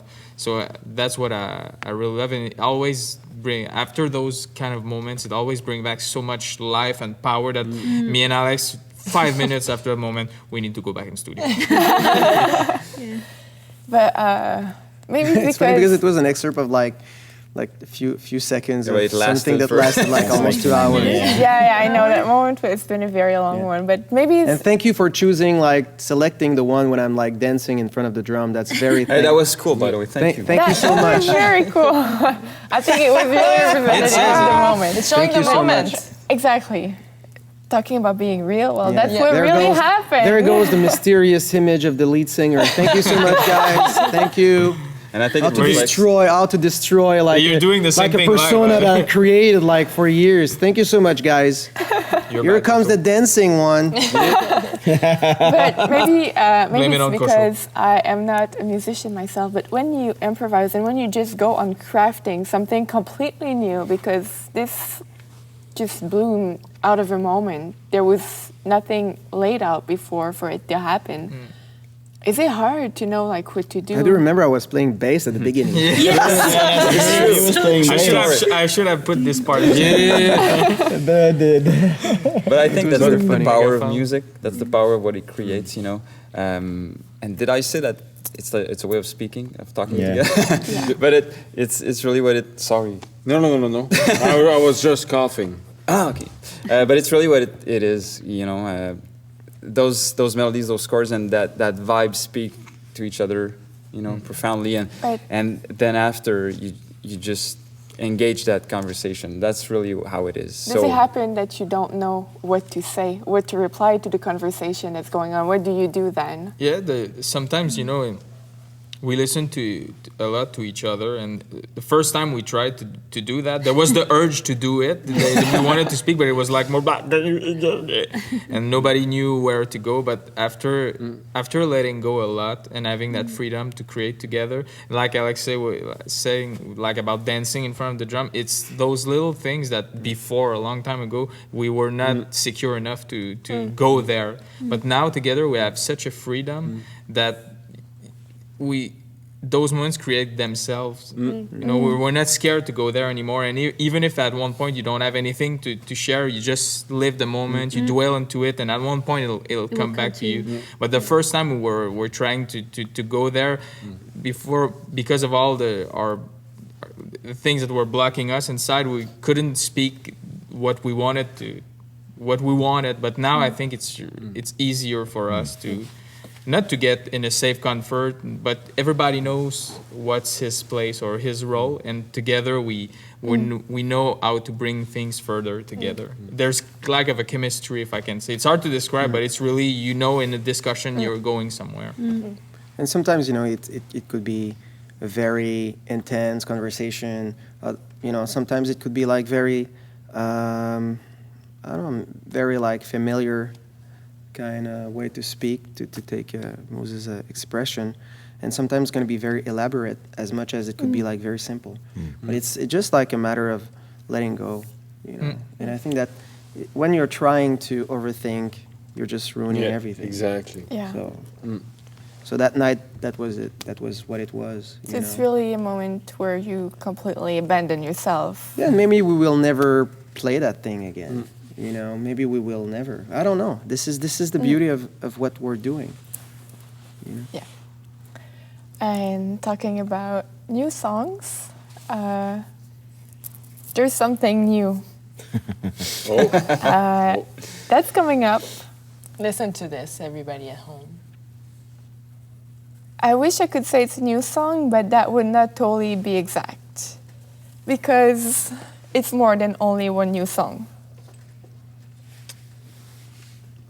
And this? She pulled it out.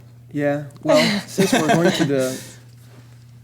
to the States for the first time, we wanted to do a little something special, and so it's a moment in itself, and it's called "The Vision of the Lights We're In," and it's a few songs assembled from the Between Illness and Migration songs, but as well we've got a little something special at the end. Yeah, so it's a moment. It's a moment in itself. It was something special, like a little musical something. Because you know, I can just turn that around. Turn it around. Yeah. Yeah, turn. So there. You want me to read the track listing, or okay? Starts with Satsukiyami, then goes on to Empire Sorrows, A View from Within, From the City to the Ocean, Obsession is a Gun, and then Yuenagi. Yeah. Sounds like something new. I've never heard that before. Well, you actually heard it in the studio, but yeah, not before that moment. Yeah, it's pretty good at the show. Oh, okay. We'll Please play. Talking about honesty here. She was sleeping. Talking about honesty. Please play along with me. Yeah. Well, we wanted to do like a little something different, like we did when we went to Europe before releasing the album, like we did also in France as well. So there's a moment that we love to share with the people, and it's like moments within a journey, and which is the album, so which will be released later this year in the States with different tracks and different vibes as well. But the thing is, we really wanted to offer a moment of its own, and the last track is it's that kind of moment, you know, that represent a vision of the lights we're in. And Yuenagi, that title, is in Japanese. What does it mean, and why did you choose that title to represent the song that would end a vision of the lights we're in? You know what's funny is the fact that we decided we will have a little moment in next week for the Record Store Day, and we will answer a lot of those questions. So, if you remember, It's an happening. Alex doesn't answer to your question. That's true. Yeah. So I'm inviting everybody to join the SFCC because we're gonna have a little special moment. Nice. Which is we're gonna listen to that moment through from track track 1 to the from new The whole one. journey, new the one? whole moment. Yeah. And we'll talk about it. We'll do like a moment of interviews as well, Yeah. which we're gonna talk about the visual of this moment. We're gonna talk also about that new track. Why? What is it? What does it mean? So, yeah. Okay, so if I understand very well, we're not going to have any answer No. right now. Exactly. No. Keep trying. Wow. Yeah. Okay. Yeah, that's a first. Yeah. That really Maybe is that's a the first. pills. Okay, Yeah. but I think that then we I like need your to give style. I gotta say, details. this is really cool. We need to give details. This is a Yeah, record but you store won't day. like what's coming up though. This is an event that's going to happen on Record Store Yeah. Day, which is on April 18, and we're going to do it at 10 in the AM. morning here in Montreal. So 10 a.m. Montreal time, Yeah. which is 3 p.m. in London, 4 in France, in Germany, 11 in Japan. and it's 11 at night in Japan. So it's going to be a listening session of this EP. Maybe Marjorie, you can show better because I course. see people in chat that I want saw to know more. amazing comments on the chat like, oh, I need to go. Oh, no, wait a second. I think I need to stay longer to hear more about this. And where can I get Yeah, this? we're always And when keeping can I like the get cool this? stuff for the end. The beginning is more about like Seth and the crazy shit he's doing. Yeah. The end That's is an really- important part as well. Yeah, because it's It a paves fun- it paved the way. And to be able to come to that listening session, that's going to be followed by an interview specifically about Vision of the Lights we're in, then you need to be a member of the SFCC. If you've been watching since the beginning of the show, you know there's a lot going on there. If you've just joined, then I think you understand how important it is for you to be on the SFCC. Because believe me, that moment is one that you will not want to miss at any cost. It's going to be very special, totally unique. And for Alex to not want to talk about something on a Bla Bla means that, yeah, I Means think that he's it'll make that listening session that little bit more special. Yeah. Everybody's kind of shocked. Or, Yeah, totally. sorry, guys. Yeah, but I mean, It's the excitement of sharing about new music, new releases, sharing Maybe it's moments. because I just like had a little bit of alcohol and it's been like Also, 8 maybe. weeks since, and we're in the morning. Welcome back. I don't remember what's that project but about. then again, Where that am I EP, right now? People will not only be able to listen to it during the listening Yeah, that's the session part you because might be surprised to. it's going to be given away Yeah. What? for free. Yeah. With every purchase on the YFE store, except the digital ones and the individual sets of pins. That will not include. Yeah, I took like a few decisions. Yeah, yeah. Why do you want to be in Toronto and this is happening? It was a good idea to send Jeff to Toronto. I need more of that. I was against It's the my idea of pleasure. Jeff being in Toronto for the opening game, but if it's for that result, I think it's perfectly fine. Seth, anytime you want.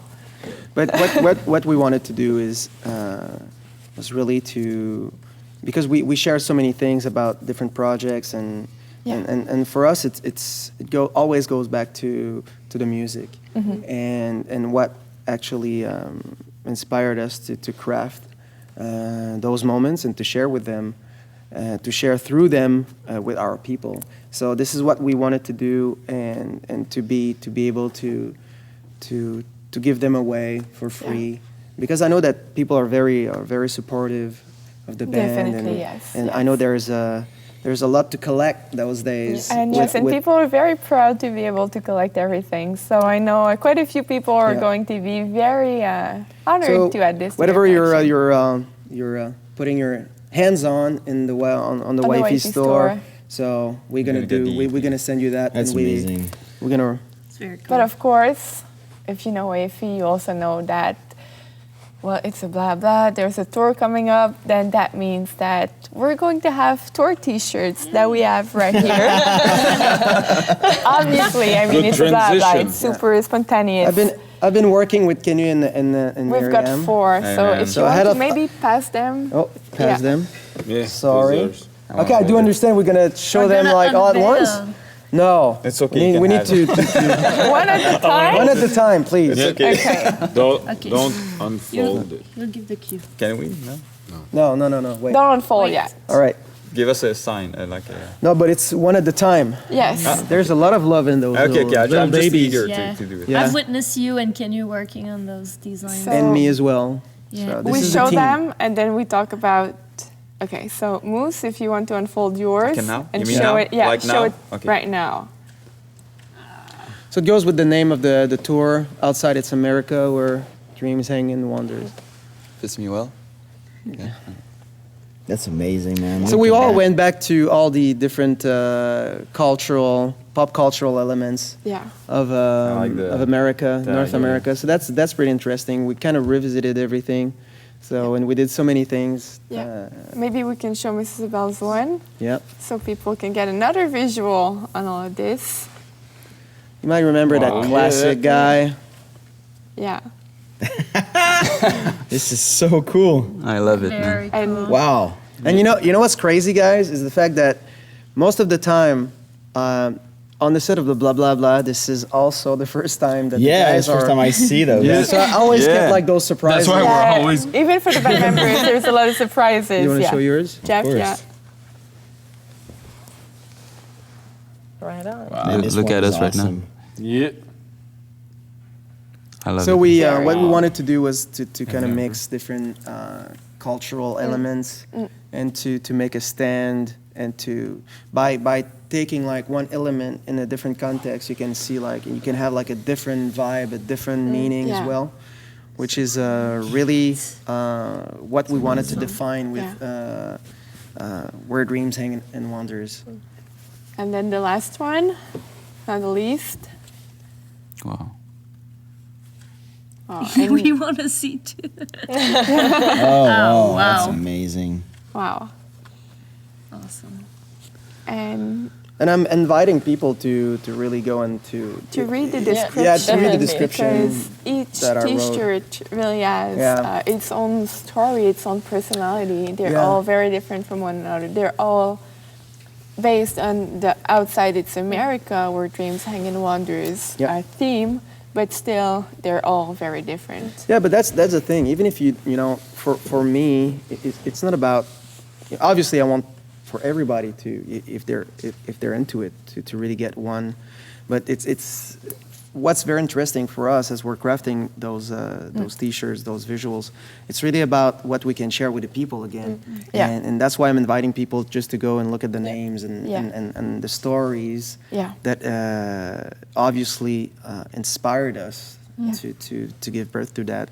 And we did so many things. I mean, we had a real good time in the office. Everybody was kind of like, "What's going on? Don't come here!" You know, this is like Secret place. Yeah, it becomes a very secret zone. and and I think that's the beauty of being able to do everything, by ourselves. From the idea, the spark of the idea, working with Kenny and then go back with Miriam and look with all the different colors and this is handmade. It's really like this is us.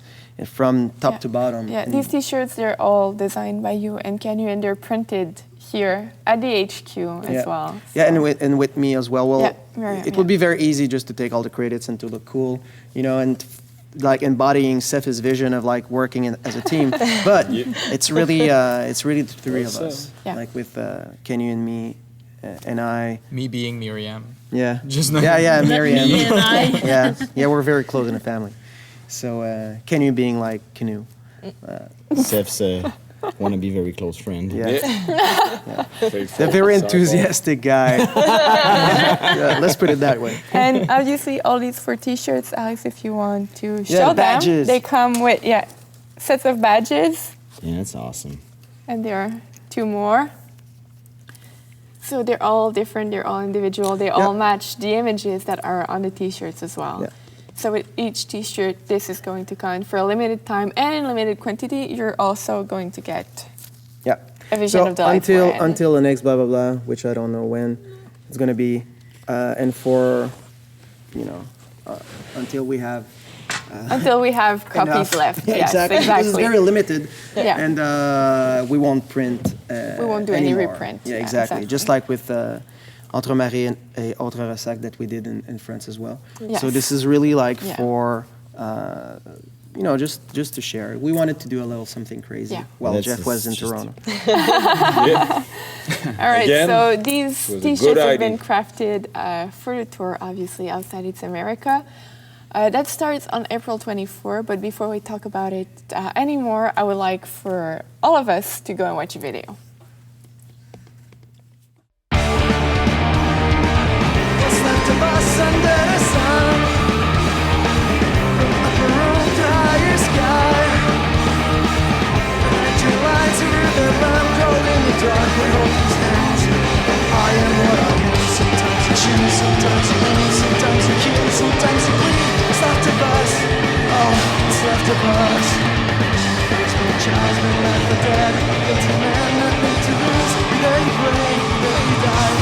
violence and drunkenness.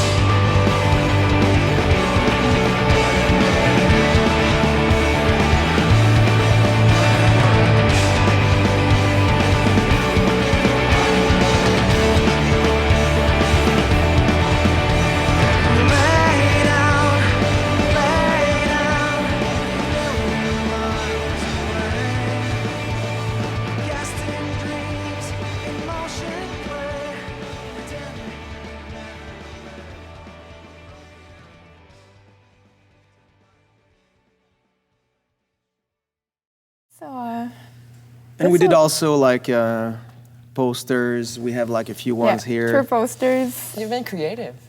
Yeah, but that's the fun part, you know, of art, especially with the fact that we can do whatever we want. I think that's the most wonderful thing of all, especially for everybody. But I love to kind of mix all those different medium together. Yeah. And these tour posters, just like the T-shirts, they're really different from what we're used to see from you guys for tour. Usually they're more like live pictures that we see, but this time it's completely different from that. Yeah, we really wanted to. We were thinking a lot about this, and especially with the theme like Outside It's America, and there's a lot, especially coming from Canada, there's a lot of influences that came from America, the pop culture, especially the politics of it all, and the people, and so, and especially in Quebec, you know, that's the beauty. That's the beauty, because we're as much Europeans as we're Americans in some sort, and so we were able to have like a fresh perspective on different pop icons or different ways to see things, and so that was very funny for us to kind of revisit those moments. You know, I grew up in a family where I can see vividly images of my father watching all those Western spaghetti movies with Clint Eastwood, and you know, where it was very fascinating to revisit all that. Yeah. And this is what we really wanted to share as well with the pop art and William Burroughs from the Beat Generation, which was very, very influential on my writing. So that's all different elements that we wanted to share as well. So, and I know that some of you guys will ask, so does it mean that you're gonna have like posters in the store? So we don't, this is not why we did it. This is really like a different perspective that we wanted to share. That was a little pleasure I wanted to offer myself and the rest of the band, because you know, this is the fun of it. Yeah, it really is. And for that tour, you're also... Are you happy that I'm out of pills now? Yeah, man, it fits you super well. You're also inviting people to a very special event that's going to take place. So, but again, during the tour, we obviously there's a lot of dates. So I'm inviting everybody to go on Facebook and all the other places you're familiar with to see all the details. We have a group as well for the tour. We're going to post, you know, pictures, and I'm going to do blogs and all the things that, you know, such like a schedule as like 20 concerts in 22 days will allow me to do. And but the very cool thing is we're going to broadcast a live concert from New York City for the members of the SFCC again. So that's on May 2nd. Yeah. So that's concert in New York City at a venue that's called Le Poisson Rouge, which is very iconic. Yeah, a very cool place. And it's going to be the first time you play in that venue. Not the first time in New York, but the first time in that venue, New York, which is a city that's very meaningful to you as well.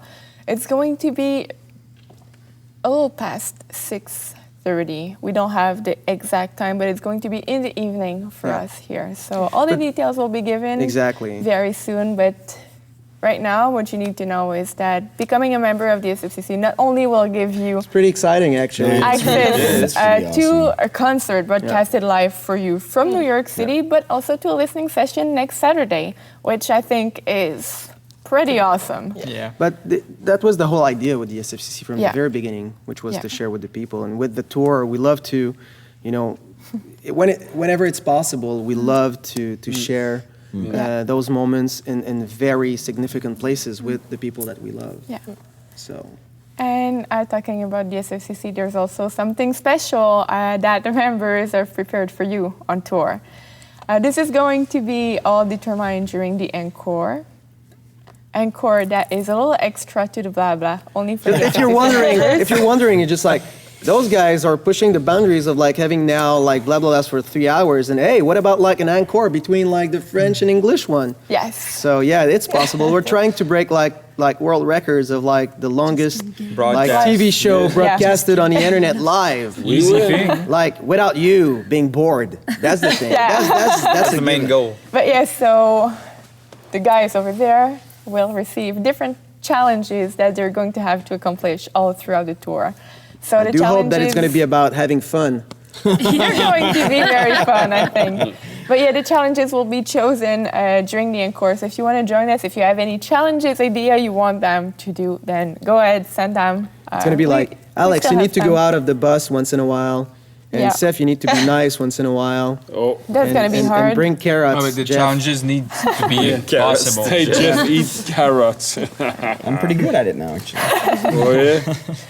All right, so that's going to be a very interesting tour, or there's going to be a lot of connection. No matter where people are around the world, no matter if they cannot make it to the show, there's going to be a lot of connection through, as you said, the group that's on Facebook, where there's going to be exclusive picture videos.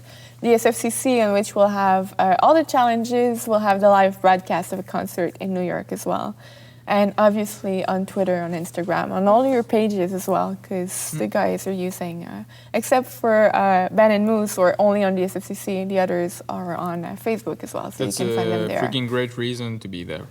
Very good reason. You can connect with these two. Big reason. But yeah, and after that tour, you're going to come back and you've got festivals waiting for you. Yeah, we've got a few things already aligned, so some are already officials, and others will be announced shortly, I guess. But we really, this summer, really wanted to, you know, to be a little bit more available here at home, and I think that we've been away for so long that it's to spend time with our loved ones here. I think that really gave us a taste that was missing for a little while, you know. And so to play at the Festival d'été de Québec and just to be available to do that as well. Sometimes it's a matter of like the schedule, and so we've been all over the place for so long. So just to be able to do that would be very interesting, and it will be such a blessing for us to go back in Quebec. It's a very wonderful and meaningful city. We're going to play also a very, very special festival, which is a Rock Fest for la santé mentale. Rock Fest for mental health. So that's really the a gift that we're allowing ourselves to share with the people.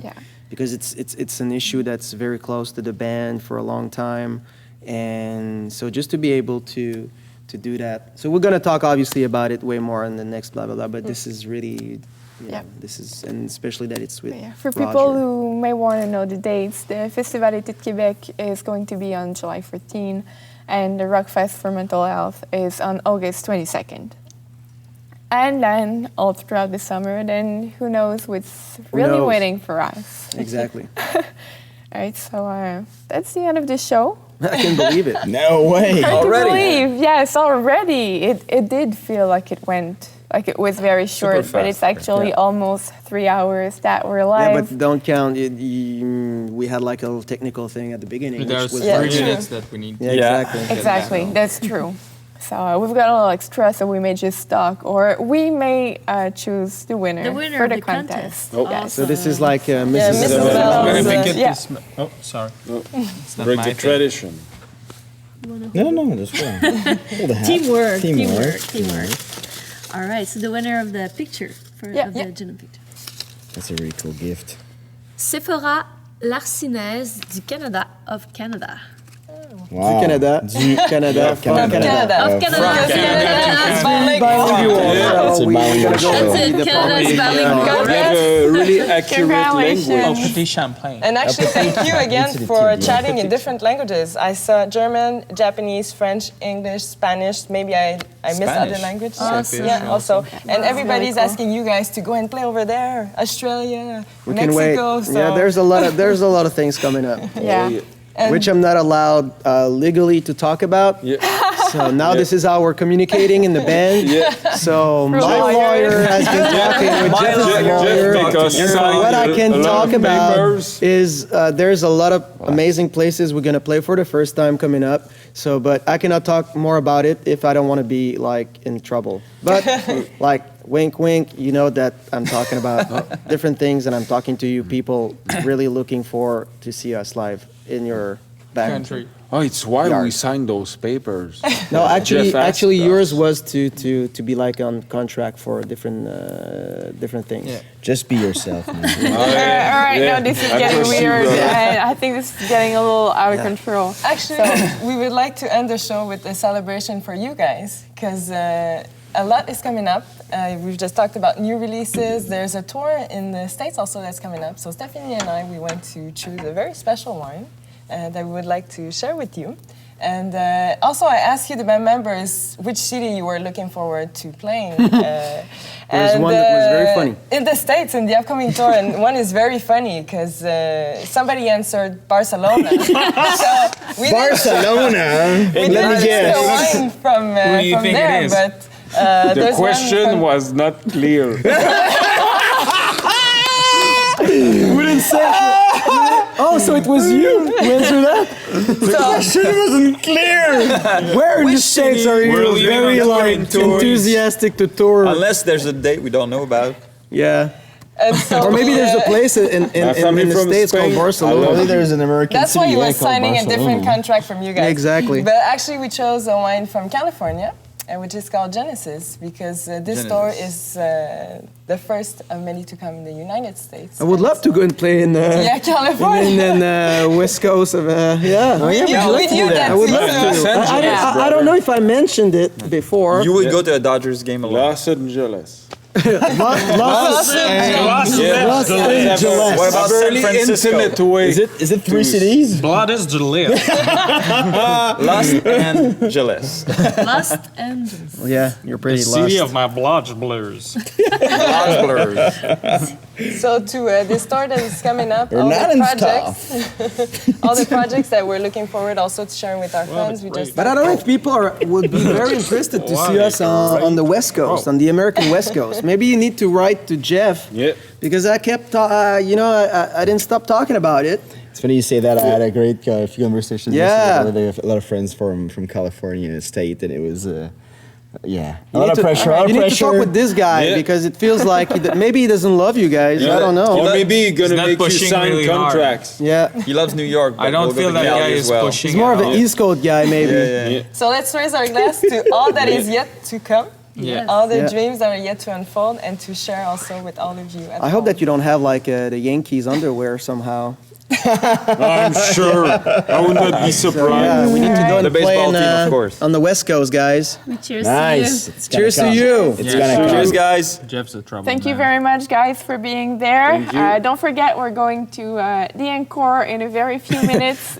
That gives you time to subscribe to the SFCC if you want to know what challenges the bands will have to face during their upcoming tour. Don't forget to go on the YFE store if you want to get the new T-shirts and if you want to get that EP, the new one, with an exclusive track with every other purchase you're going to make. And we'll see you again on Saturday, April 18 at 10 a.m. Montreal time for a very exclusive listening session of that new baby. Yeah, The band a has little just moment. got. Little moment. So thank you very much, guys. Thanks to you. Cheers. See you soon. See you. Let's see you guys. Cheers. Cheers. Cheers. Kanpai. California, Morales.